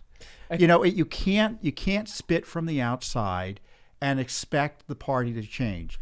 If you're a Democrat, get involved in Democratic politics. If you're a Republican, get involved in Republican politics. If you don't, that's what happens. Yeah, I wonder if it's also because of Nashville being in Tennessee. Whenever you have a large urban center like that, it skews your elections to the left. And you get fake Republicans. Yeah. Well, Robbie's like definitely a Republican. I know the guy. I've looked him in the eyes. I mean, I'm kind of being facetious, Robbie. Okay. But he is. What you just said for people to get into politics, I cannot fathom how to fix the system from within the system because the system is busted. It's like being on a broken train that's about to go off a cliff. If you have the chance to fix it from above and you can actually see the whole train and fix the tracks, now we're talking. But if you want to get on board, man, how can you fix the train and the tracks from inside? Well, it's the same thing about the school board fight. You have to be at the table in order to affect the debate. And you show up at these meetings, they're usually boring. And you show up at political meetings, and a lot of people don't. And if you do and you're principled, you can go far. And because people need bodies. And before you know it, you're the county chair. Before you know it, you're on the state executive committee of the party. And before you know it, you're in a position to certify someone like Robbie Starbuck onto a ballot, or oppose someone who shouldn't be on the ballot. So it works both ways. And, we want the parties to be strong. Our establishment wants the parties to be weak and to kind of have a vanilla flavor throughout the system. And if you want distinctions and you want activism, you got to learn how to win. I mean, and the way to do that is by participating in the process. You need activism. The left is really good at organizing phone call and postcard letter campaigns. What are Republicans going to do right now after what they're doing to these candidates, namely Robbie Starbuck? Because this is BS. They're just lying, saying he's not a Republican so that they can boot him off the ballot. Well, every Republican needs to figure out how to organize. Every individual who believes in Robbie Starbuck and is sick of the corruption in this machine, staring in the face of it, needs to get organized and figure out something. Because I'll tell you what the left would do. They wouldn't stop calling. You would get 50 leftists, and they would just hit redial and then wait for the phone to answer and then start complaining when they hang up, hit redial again, and their phones would be off the hook. And just 50 people. Yeah, I mean, each leftist has all 50 of their personalities call in to complain. Right, So- exactly. That's right. All their headmates. Yes. Yeah. I just wanted to say before we move on from this topic is that one of the best ways that you can do this kind of activism is to call your local GOP. Like if you're in Tennessee listening to this, you should talk to the GOP there in Tennessee and tell them that you're not okay with this. They're crooked. Yo, people for sure. people need to protest. Yeah. And Yeah. volunteer. And, for instance, on the election systems, if you don't like the way elections are run, go and participate in Yes. running elections. I'd also You like can to get build- hired. I mean, the unions, they get hired. They make it a point to get hired to count votes. Well, Republicans and conservatives should make it a point to be hired and count votes. That's the way to ensure that elections are more fairly run. Actually count the votes according to the law. A lot at the time we have a corporation tallying votes in private, which is Dominion, for the last presidential election, which is incredibly disturbing. I think we need to also, in addition to what you're saying, Tom, build a parallel system where you can vote in their system and vote in this system that's transparent and see if it lines up. No. Yes. No, Ian. Well, no, and You know yes, what we Tim. have to do? We have to free the code. You're right. Of big technology firms that are functioning in the commons, their code needs to be free. This is No, the no, no, free. no, no, no. This is We're the talking- freedom of I'm speech talk- of the we're talking 21st about century. voting. Talking about We need to voting. free the software code of the voting machines. Yeah, we need to be able to reference those. These companies that are doing digital vote counting, that code needs to be public, and here's what needs to happen: before the election, there should be an audit where a person from each party and an independent goes in with an approved tech person who then audits the code and presents it to the public and says, here's how the code of this machine works. Every single line is available for public viewing. I feel like even then they could give you the code and say this is how it works, but then go in the back room and make it do other things with but that that's- code. Or- So you need it on a blockchain too. Honestly, I think they're bold enough that they would show you the actual code, and if anyone pointed out any problems with it, they'd be like, fact check, false. There is no problem with the code. It's Not only if a you've conspiracy got, theory. No, because remember when Democrats were screaming there was going to be fraud in the election, like in was it 2019 or something? They were like, we got to do something about this, and then they all started shutting up. When you have before an election and no one knows how things are going to swing, you see one thing wrong, and the Democrat is going to be like, no, and the Republican's going to be like, no, fix it, we object, because they don't want to Unless lose. someone's in on it. Well, my view on these companies, Dominion and Smartmatic, they've come up with these outrageous lawsuits against critics that seem to me mighty political and over the top. And, we want these companies to be neutral, right? And it seems to me they've thrown down the gauntlet on one side of the political narrative when it comes to our elections. And I would be very suspicious, whether their code works or not, about letting them work in any states. Yeah, the thing that they're going after is people claiming that they're fraudulent. I'm not making that claim. I'm claiming that I can't see the code, so I don't know if it's fraudulent or not. Well, I think whether you see the code or not is almost irrelevant to the question of, are we counting ballots in a way that people are confident that the individuals casting the ballots are eligible to vote? And I don't think that's true. If the code works, illegal votes will be counted accurately. But I think That's not going to solve the problem. I'm not. The issue is so much deeper than just, I suppose, illegal voting, because you can track those things down. But if California opens their border up and says, come on in, and then the census happens and they're like, look how many more people we get, and they get more votes in the Electoral College, it doesn't matter if the individual votes. All that matters is we know Texas will be blue, and Texas can effectively stuff the Electoral College ballot by bringing in non-citizens. The system should be set up in a way to, and I think you're highlighting the issue, to reassure people that their votes are going to be counted and counted accurately, and the election result is going to be something approximate to what actually happened. The winner won. Whether it's exact or not, the winner won. And right now, half the country doesn't think that's the system. And so we need to reassure the public. We need to save elections by requiring voter ID, maybe getting rid of the computer counting or make it a lot more easily watchable, and having one day only voting, only emergency absentee voting. If you're getting your head shot off abroad and you're in the military, maybe, that warrants you getting a special treatment. Everyone else show up. But the idea that you're voting out there without any supervision, any party looking at you to make sure you're not being intimidated, or outside the protection of security and our government processes. It's an open opportunity for fraud. And when people don't have confidence in the system collapses. Well, I'll put it this way. If someone invited you over to their house in, the middle of a big city, let's say Chicago. Chicago's a good example. And they said, you can crash here. We have no doors or windows.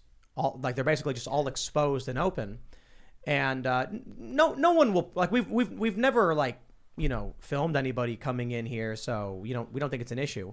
Would you be comfortable chilling in there and leaving your stuff and going to bed? You're like, nah, I don't. I'm gonna keep my bag close to I'm gonna wrap my arms around the backpack as I go to sleep, because you'd be like, I'm not okay with this. It's not an issue of whether or not someone did or is in the act of committing an illegal act. It's that, why would you want to participate in an insecure system? Like, hey, come crash at my house while you're in Chicago. The doors, the front door and the back door are completely off the hinges, and the windows have all been removed, but you can sleep wherever you want. You'd be like, nah, I'm good. Or you go to the bank and they've got black paint over all the cameras, and you give cash to someone standing out front who says, don't worry, I'll get it to the teller. And the teller doesn't keep any records of who gave it to the money and where the money's supposed to be going. You have to have a system in place that survives basic scrutiny. It ain't going to be perfect. I mean, we were doing an analysis of voter roll lists in New York and California, Oregon. In New York, I think they removed 10 names in the entire city over the last 4 years. They should have removed hundreds of thousands of names. So you've got the list are full of people who have moved away, and that's just like a big pool of voters to pull from illegally to engage in fraud. And that undermines the system. And the courts have found, interestingly, Tim, that you don't need to prove fraud in order to justify these rules. It's the appearance of fraud and the opportunities for fraud that states have an interest in stopping, to reassure voters that your vote's going to be counted. So the left says we don't have to prove fraud in order to justify voter ID and to make sure that people are actually citizens, for instance, before they're allowed to vote, which is, to me, the voter ID everyone agrees with. Well, it doesn't work if non-citizens can get that type of voter ID that allows them to vote. Yeah, I want to mention this story because we did miss it and we shouldn't have. But Julian Assange extradition order issued by London court, moving WikiLeaks founder closer to U.S. transfer. The difficult thing with the story on Julian Assange is I called it a political execution. What I mean by that is the goal of everything they did with Julian Assange, putting him in lockup. He gets jammed up in the Ecuadorian embassy, is just to end his ability to work. They can't, there's that thing where Hillary Clinton was like, can we just drown the guy when he was in London or something? But it's an important story, and we need to I want to make sure we keep it in the spotlight to the best of our abilities as this stuff is going on, because what happened to Julian Assange is one of the most corrupt and overt displays of evil that we have seen from our and other governments to silence somebody who was a thorn in their side.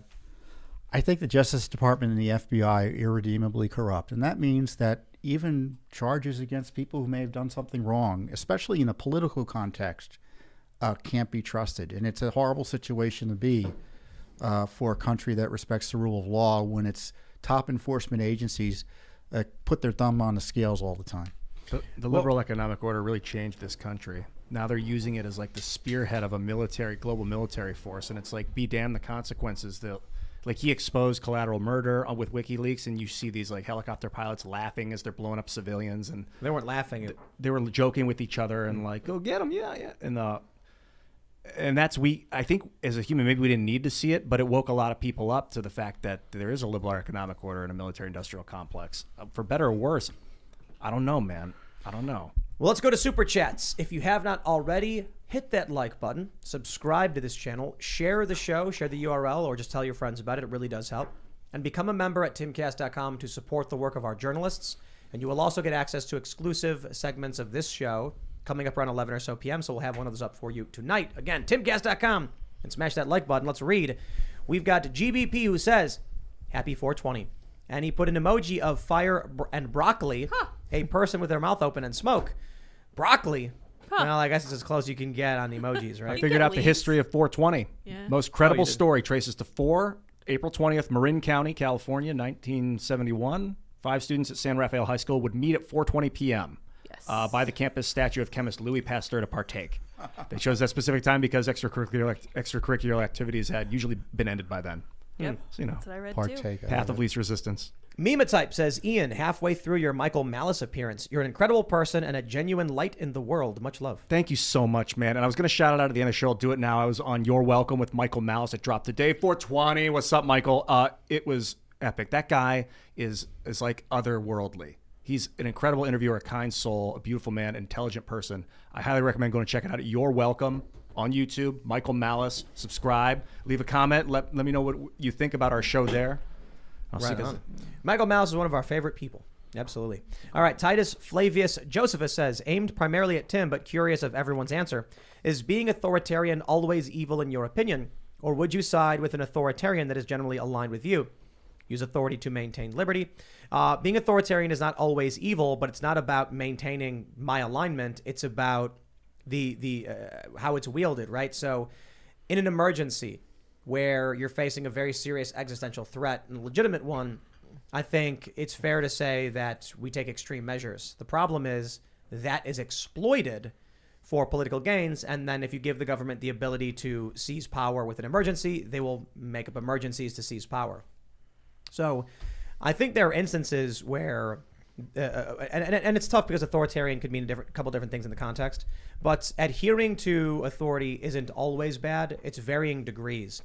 For me, I am way down on the libertarian spectrum, but I am not at the bottom. I'm not an anarchist. I recognize some authority is actually a really good thing, and it helps people live safely and securely. But when you start getting into the more overtly and over-authoritarian is when you get evil, corruption, etc. So I don't know if you guys want to... Yeah, I'm thinking of Dungeons and Dragons alignment. You got lawful, neutral, and chaotic. And, you know, I think what you were saying earlier is that you're neutral in that because you see the value of law, but you also see how dangerous it can be when it's used improperly. Sometimes laws are very evil. Like you have a lawful, and you got to break the law. Like Thomas Jefferson's very, very direct about that. If law is misused, it's our duty to make a new form of law.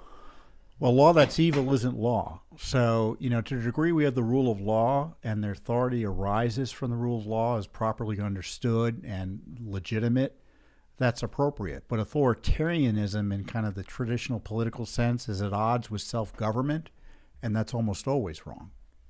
All right. Thomas Sidebottom says, Tim, one of your videos convinced me today to delete my Netflix account. Then I bought a subscription to the Daily Wire and Timcast.com, right? Absolutely. But what we need to do, instead of telling everybody, cancel your Disney, cancel your Netflix, we should be like, start making shows. Start becoming members of channels and companies that you do like Timcast or like Daily Wire. So we've got our mobile app is coming out soon. So we're first testing, iPhone, then we got to test Android. Then we want to do OTT over the top, so Roku, Apple TV, it's all those things, so that we can make more shows and just have them on that app. So instead of me being like, you should get rid of Netflix, I'll be like, you should just use our app instead, and we're gonna make non-woke content. Yeah, you're a competitor. This is the thing. We compete. Judicial Watch competes against Netflix. Libs of TikTok competes against the Washington Post. We are competitors. So you are supporting, someone who competes against those entities when you support Timcast, when you support Judicial Watch, when you support everyone here at the table. You're supporting competition in the information space. Right on. Waffle Sensei says, I don't mind if Disney has its own government operating on their property as long as I can have my own personal government on my property as well. Well, some would say you already do. Just get 100 people, and 100 people is all you need to incorporate a town, right? I don't know what the rule Then you is. start passing laws, make speed traps. Can you have a corporation of 100 people and then turn it into a town? I have no idea. Maybe that's what we'll end up having. You go to New Jersey, you'll find out how many people can cause. There's a town every 3 minutes. Well, out here in West Virginia, the issue is they use the town as the postal identifier, but there's no town. It's like a random house in an unincorporated part of the state. Scott Odom says, Tim, even if the buildings aren't up to code, they're grandfathered in as existing buildings. But if they ever remodel, they're in trouble. Well, that will be really interesting. Jason Belch, or is it Bellick? Sorry. I'm a member and 25-year coder and technologist. Which email do I use to talk to you guys about possibly working together? Members, pitches? I think spin the UFO. Sure. I can pass that on to whoever needs to get Yep. it. So we have a lot of super chats asking about Gonzalo Lira, and a lot of super chats, but they're all just saying he went missing. So we did mention that a while ago. They said the Daily Beast contacted the Ukrainian government to alert them, and now he's gone missing. I don't know who that is. Who is it? He was a pickup artist, like a dating coach guy, YouTuber. I think he's not from the United States, I believe, but he was an American citizen, went to Ukraine, making videos, talking about the war. And then this article comes out of the Daily Beast that took some of his content out of context, like quoting him, and make kind of really the article makes him seem like a Putin apologist and that he wanted Russia to win the war or something. And then he just disappeared. Man. All right. Dangerous time. Yeah, don't mess with Simulation. your government during a war, that's for sure. Simulation 115 says, Tim, have you heard of the Fuster Cluck? That is New York State's redistricting. What's going on there is crazy. Have you been following that? I have, and I think it got fixed a little bit. What's been going on? You know, what happened is you had the Democratic majority in New York basically throw out all good sense and issue an extreme partisan gerrymander. And the courts, last time I checked, looked askance at it and threw it out, but I'm not sure what the status is now. I mean, we had a big fight in Maryland over that. We beat back Maryland's Democrat supermajority. Court found it to be extreme partisanship, and we won. So, it's fun. You can win in these blue states if you're principled and you're the rule of law is a glorious thing in this country, which why the left hates it, because it keeps them in control or within control. All right. Captain Tanker Joe says, hey guys, I want all of your opinions on something. Why does public school push college so badly? It seems like the public school system is pushing people away from the trades to brainwash the generations into debt. Thoughts? So I have a couple thoughts here. I would say, firstly, it's a system which is set up to have a person continue to exist within the system. So a lot of young people become teachers, and it's basically because they've never really considered going out and doing something else. Also, maybe this is a little more cynical, and I'd probably like to flesh this out more. I don't know that this is their intention, but in fact, I would say it probably isn't, but I find it interesting that it helps them to abdicate their own responsibility to prepare children for the world. So what we constantly hear is people who have a high school diploma aren't able to get a job and perform at the level our economy requires to the point where they could earn a living and support a family. So we should give them 4 more years of education for free instead of going, hold on, what has gone wrong in the 12 years of education that's already being provided that they're not fully formed adults who are able to compete in the workforce for decent jobs? School's broken. Exactly. Public school's a disaster. All right. Let's see. And I want to say fundamentally, I completely fundamentally disagree with the idea of it too. I'm not saying we're going to make it work. Top down, anything for the most part is pretty risky. Yeah. All right. Caesar Seven Hills says, what is the show's opinion on a childless tax to stimulate the birth rate? More like a family tax cut. Yeah. The more kids you have, you get tax cuts. Yeah. I'd rather not punish people for living single lives. I mean, you implement a high income tax, then you say we're doing a tax cut for people with families, and you're doing that either way. Well, those who don't have kids aren't paying in the long run for their support through the Social Security system. It's true. So you're in many ways, childless folks are not providing enough tax revenue over the long term by bringing in a new generation to support their Social Security and other benefits they get in the older years. It's absolutely correct. Not enough people talk about that. The Social Security system completely defers responsibility, so people don't end up having children and raising families. Grant Arnett says, earlier today you said you're going to see Doctor Strange, but why see it after the laundry list of reasons not to? There's a challenge, but it's like I'm saying, I don't think we should go to people and tell them to give up the content they like. Abandon, delete your Netflix. We should be saying, create alternatives, and then once the Daily Wire has a competitor, we tell people, make sure you're supporting them as well. Competition is more important. I think it's unreasonable to tell people, stop watching, this show or that show if you like it, because people want entertainment. What we need to do is compete and win. That being said, there's great reasons to avoid Disney. Absolutely. I think we also don't want to isolate ourselves from the culture, which is why we have Pop Culture Crisis on Timcast. There's no real perfect answers, but my view of this is we want to engage with the culture and be a part of it, and then pull people towards our sphere of influence to change things with the culture we create, with the culture we are participating in. And part of it is I just absolutely love Doctor Strange and want to see the movie. So recognizing that, I can't expect to go to someone and say, give up all of your favorite movies. Don't watch Star Wars. Don't watch Marvel. Don't watch any of that stuff. No, that's unreasonable.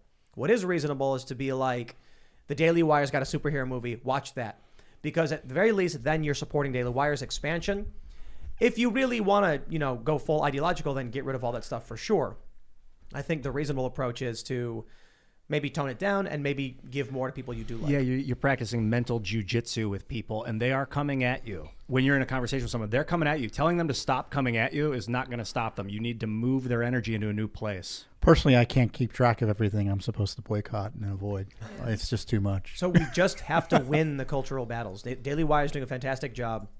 I'll tell you guys this. I joke about Chicken City making a bunch of money and being so successful, but you need to understand, we just made a minute-long little short, which is totally family-friendly, and it's like Looney Tunes style comedy.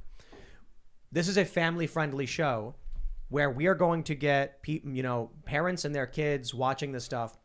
We're going to be pulling them towards our sphere of influence. So you bring them over, you say, hey, look, there's no political messaging. It's just a bunch of chickens. It's fun. It's funny. The kids watch it. We make little shorts that are fun for adults because I thought it was hilarious, but the kids can watch it too. You build the culture. Then we have Pop Culture Crisis, hosted by Brett Dasovic and Mary Morgan, where they comment on the culture and talk about these issues because we want to participate in this. We want to, it's like looking at a group of people all talking about something and being like, I should be able to stand here and yell at them and they should agree with me. It's like, no, go in there, shake their hands, talk to them, be like, what do you think? Hey, come over here. I want to show you something. That's what we're trying to do. No one gave a crap about me in high school until I started acting. And then they all started laughing, and then they liked me. Do the same thing in reality with business. And then, after everybody liked him, he started talking about magnetic fields, and they went, I didn't know that. That's when you get them. Once you got them, then you can tell them all about the magnetic nature of the universe, God's energy flowing through you. Exactly. So I'll put it this way. In sales, you can't approach someone as an other. If you see a guy in a suit, you can't act like a hippie. If you see a hippie, you can't act like a guy in a suit. You have to meet people on their terms. So I think for the longest time, one of the problems conservatives have had is that they talk radio and complain. Oh, what these woke leftists are doing. We do it, we complain about it, but you got to do a little bit more than that. That's why we basically have one political show, which is this. And then we've been focusing on making cultural shows and cultural content so that the people who already know these things can watch something else. They have an alternative to Disney or Netflix. And then people who don't watch this might not care to watch it, but might really enjoy watching chicken cartoons with their family or something. Or Eric Weinstein's theory of geometric unity. Open invite, Eric, if you want to come on some Friday. Yes. All right. Let's grab some more super chats. Let's say Rat Napper says, Taylor on Matt Binder's podcast confirmed that she knew an address she had was in fact a private home address. It was the picture Libs of TikTok snapped of her at her door, confirmed by Taylor. Well, there you go. They knew what they were doing. Weird. They just lie about it. I mean, So also, whatever. if they did, like I said, if they didn't, that's worse. Isn't this person supposed to be a journalist? Yeah, I wonder How would you not what's know? worse. But Everyone else Either figured it way, out after they published the story. It's the same with Psaki. Like it's either what's worse, that you're really stupid or that you're malicious. I don't know. Look, you're an activist. The politics comes first. All the other things come second, which is respect for privacy, accuracy, and fairness. That's not journalism that story's about. That was activism. It was an effective voice against transgender extremism and the abuse of government employees of school children, teachers. And they wanted, and it was having a political impact, and they needed to get it taken down. And the way to do it was suggest misconduct and direct the accountability for that fake misconduct at an individual. And everything else was secondary to that. Right on. We got Lon who says, this is for Seamus towards him doing the Biden shower dog cartoon. Well, there you go. Come on, man. Maybe we're going to have to do it. David- If anyone, by the way, like I said, on Twitter, just please tweet the link at me if you have found the audio of Biden actually saying this, because I would love to have that accompany the animation. Just use his actual. Yeah. I think your voice would work fine. Oh, you're too kind, man. Yeah, but it would be Come really on, funny if man. it just animated over his own. That's what that's what we do with our corn pop video. Yeah, really good. Thank you. All right.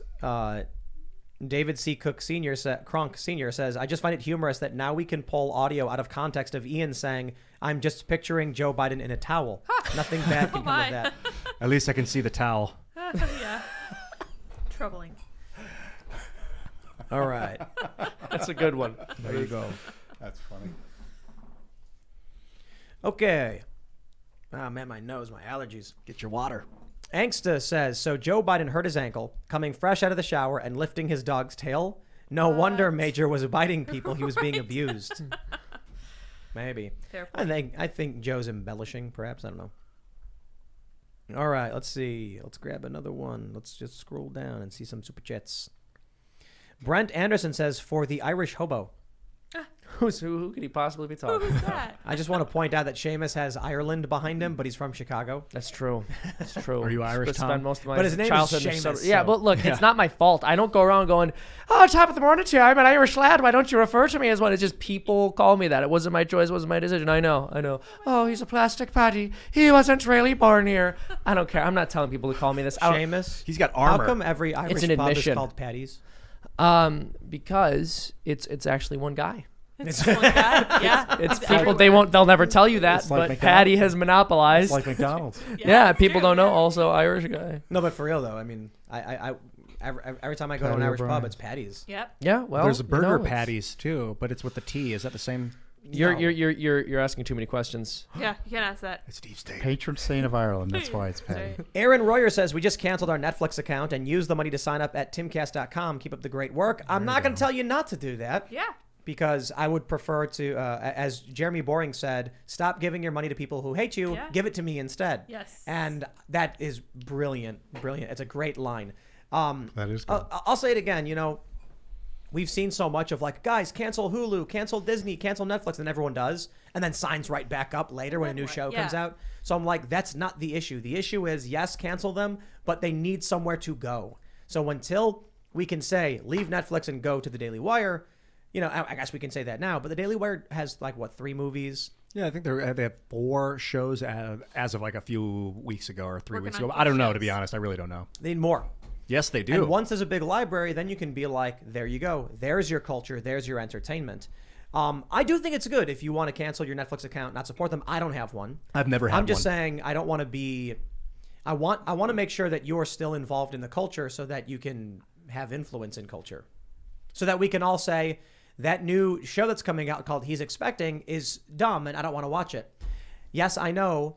Arnold was in a movie called Junior, where he was a pregnant man, and that was silly as well. Making a new show about it, especially now, I'm just not interested in But it. back then, that was also, I mean, that wasn't, I've never seen it, but it was intended to be satirical as far as I understand. I don't think they were trying to say men can actually have babies. Well, this new show is basically about With like, the new one, I'm talking about Arnold. There's a the big difference show- between Milton Berle in a dress and Drag Queen Story Hour. You know what we right, need? but the we new need- show He's Expecting is not about trans men. It's a fictional scripted show It's an where anime. some weird it's a live action show where something happens where all of a sudden a man gets pregnant and freaks out like, how is this possible? And they're like, we don't know.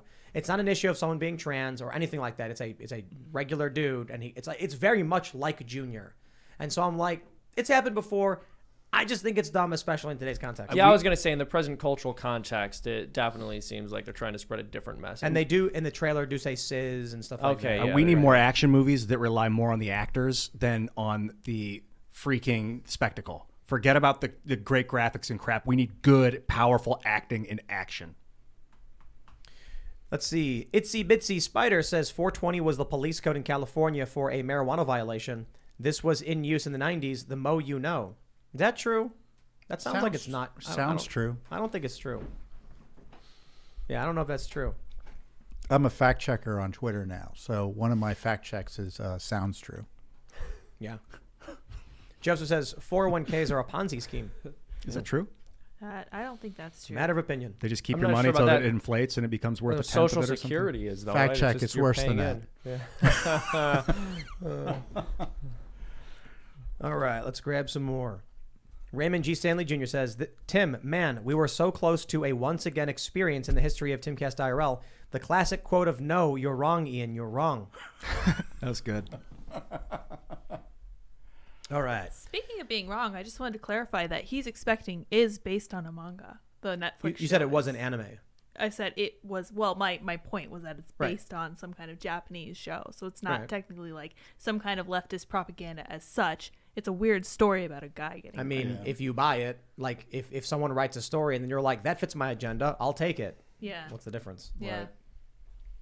Liberation Matrix says Tim has planning begun on an apprenticeship internship program for the first time workers to further promote healthy culture building for the youth. Great opportunities through Freedomistan with this.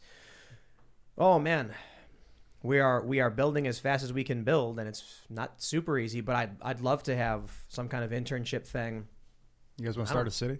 I don't know if I'd call it internship. I'd just be like, we'll hire some minimum wage people to just like kind of hang out and do stuff and help us with like Small odd jobs. Well, you know, I would recommend that you do internships because you can credential some good young folks for further work in the industry. So and interns are a great way to do that. Yeah, a lot of it's personality, so you get a chance to meet people and figure out if they work with the chemistry of the environment. I mean, you get the intern comes in and does work, and he has a resume or she has a resume line that says, you know, I work for one of the top podcasters and internet personalities in the country. I've had news organization, whatever they want to say about it, and they go on and you never. Well, I can't tell you. I've been along in this business long enough to see interns be in positions of influence, and it's gratifying to see. And it's important that if you're in the business that we're in terms of trying to educate and save the country, to get young people involved in the process. So we launched a couple of original shows. We hired people, and we've got these shows that we started. But one thing that we want to do now is we've begun scouting out talent in cultural politics and entertainment. So the idea is to find someone who seems to be passionate, working really, really hard, and is just not necessarily cracking that barrier and taking off. But so we're looking for people who already have a long history of content, proven talent, and then we want to basically fund shows and get them involved at Timcast. Like basically like buy their show and have Timcast launch it. The intern thing is a debate, and like an ethical debate I've had at mines, particularly corporations in the past and now, that like, is it right to use, because you're basically using labor for free, which is like, That's I want to make sure they get paid. But what I'm going to say is I gotta you have to take into account political capital. Capital isn't just money. Capital is your Ian, ability to create as well. I have to stop you.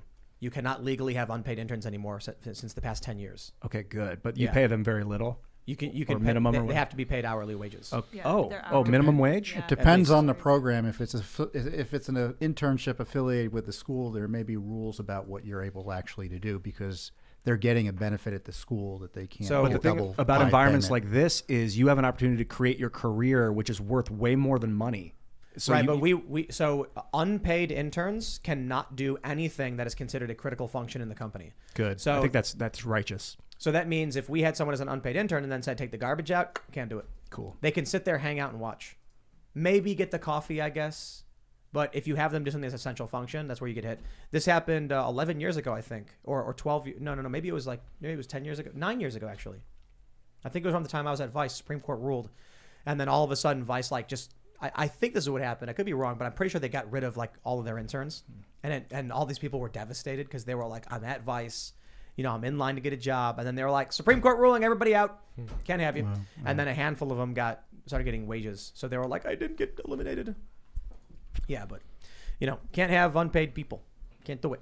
I wouldn't do that anyway. I would never have an unpaid position. Yeah, unless they got some other form of capital. It doesn't seem right. I suppose if people, if we had an intern who literally just hung out and did nothing, I wouldn't pay for that, but I wouldn't do that anyway. Like, I'm not going to have people come over here and just sit around doing nothing. Yeah, but we could stand for a couple people who literally just hang out and get paid minimum wage to do odds and ends. Because I was like, even if like you could make them famous, put someone on a TV show and make it the top, even that's not ethical to not pay someone, because I think that's Hollywood figured that out already. You can't not pay people. They want that job. Doesn't mean you can't not pay them. You cannot pay them. So they had to create a union to protect these people. Well, these actors, the SAG and stuff like that. Consult your labor lawyer and get some interns. All right. Tarkina Mayer says, is a YouTube Timcast IRL membership the same as a Timcast.com membership? It is not. Timcast.com is a website where you sign up and then you get access to the paywall and stuff. We're also looking for opinion writers and analysis for paywalled content. So if people want to read analysis and opinion articles, they have to pay for it. But we want the news to always be free. I don't want to have like a breaking news story like, Washington Post doxes someone's private address, and then you're like, I need to read this, and it's locked. We want that to be free. But the challenge then is, how do you pay for the journalists to write it? It is a conundrum these days. Basically, we're just like, I hope you guys like what we do enough to where you will be like, I'm gonna pay because it's good they're doing this work, and CNN is bad and we don't like them. So you do what you can. We also have other strategies for monetizing the website. One of the things I've never been a fan of is automated ads. So we've been doing something for a while now. You'll notice, for those that don't use ad blockers, the ads on the website are for our own book, Tales from the Inverted World. We're trying to just make our own products. So, InfoWars has their own health products. I wouldn't go that far, making like Timcast Mega Brain or whatever. No, but we'll do stuff that we're into. Like Shane Cashman wrote a book working for Timcast.com, and we advertise. We want to sell it. Another book is coming out. We want to sell it. We could theoretically make our own 3D printed figurines and sell them and do all that stuff. I'm still laughing about Timcast Mega Brain. Please make it. Timcast Mega Brain? Yeah. Let's do it. That'll be the one we do make. Timcast Mega Brain. Get it now. And, You take the pills, then you have to put your beanie on, leave it on overnight for it to work. Hot head. Yeah, that's right. It stimulates your neurons. Make one called Hot Head. I don't care for any of those things, to be honest. Like, so we do reads for Biotrust, and it's simple. I started doing keto a while ago. I like it, the keto stuff. I skate all the time, and it's really intense, and I like the collagen. It's really simple. I'm like, hey, shout out Biotrust. These are things I can actually understand and use. But when it's like, this blend of tree barks and flowers will like make your eyes, bulge, I'm just like, yeah, I want to know exactly what pretty. it does chemically in your body before I start selling it personally. Yeah, we've talked about doing some stuff like a protein MCT mix or something like that. But we want to have our own products. So right now we have books. For what we do on the website, I'm not interested in weird ads from weird companies. So we want to move away from all of that, and we've mostly done that. And we want to start making our own stuff. Like the Daily Wire gave us the Truth Bomb. I'm like, that's a great product. It's literally just a paperweight, and it's a truth bomb. It's great. We need stuff like that, like, crystals or whatever. Okay. We'll just sell our own stuff. You got me thinking. All right, everybody, if you have not already, Beanie Brain. That's what Luke said. Ooh, Beanie Luke, Brain. I was just thinking about If you haven't already, smash that like button, subscribe to this channel, share the show wherever you can if you want to help us grow, and go to timcast.com, become a member. We're going to have that segment coming up at about 11 or so p.m. You can follow the show at Timcast IRL. You can follow me at Timcast. Tom, do you want to shout anything out? Hey, great book out. We got judicialwatch.org, obviously. People should donate to our work. Also, the Republic Under Assault is already out in hardcover, and the paperback's coming out next month, so look for that. All right. Freedom Tunes, by the way, it was great having you back again. Good Thanks, discussion. Freedom Tunes is my YouTube channel. If y'all want to check that out, we uploaded a video yesterday that I think was pretty funny. Audience did too. It was our number one video of the past couple months, and we're releasing one tomorrow that I also think is going to be an absolute banger. You guys are really going to love it. Go check it out. I love you. You can follow me, IanCrossland.net. I'm still on fire from my interview with Michael Malice on You're Welcome, episode 203. Go check it out on YouTube, subscribe, and let me know in the comments what you think. Leave a comment in this episode, too, and let us know what you thought about this show. I want to hear from you. Yeah, Bye. For sure. Thanks so much for tuning in tonight, guys. Thank you, Tom, for coming out. Ian's episode sounds fantastic. I'm going to have to watch that after the show tonight. You guys may follow me on Twitter and minds.com at sourpatchlids, as well as sourpatchlids.me. And as a special announcement, if you are someone listening and you have experience running a sandwich shop, send an email to spintheufo@gmail.com. Oh, yeah. Because we are planning on opening a sandwich shop and then a venue. But I'm not kidding about that sandwich shop. Maybe we'll have coffee. Fresh bread. fresh bread. different kinds of bread. Remember I told you about the man sandwich? So This is what I was simple. saying. That you walk in and there's no frills, there's no BS. You're like, I'm a man. What kind of meat you want? Roast beef, turkey, or ham? I want turkey. Done. And they just do your sandwiches there. Like, we don't waste time here. And they bang on the table the whole time. And Sounds then the chips. It's like potato chip. That's it. That's all you get. You get potato chip. There's one flavor. I got ideas. I'll tell you, it's totally opposite of what you're talking about. So it's definitely going to work. I just want like a simple. I want to open my own sandwich place because I love simple, healthy food. Sounds like I don't care for like give me the triple cheese, double bacon, chicken ranch. I'm like, dude, give me roast beef, tomato, lettuce, cheese. Like, I love Jimmy John's. So we want to do something like that, but we're also going to be opening a venue. And then, but we'll talk about it because maybe we'll do coffee instead because I also love coffee. My family did own a coffee house at one point. Coffee Oh, does yeah. rock. Yeah, for a couple of years before we went out of business. And so maybe that's what we should do. We should bring that back, and then we will exclusively sell. Krigler Coffee. Krigler Coffee. Ladies and gentlemen, one of the Exclusively. best coffees in the world. All right, everybody. We'll see you all over at timcast.com. Thanks for hanging out. Bye, guys.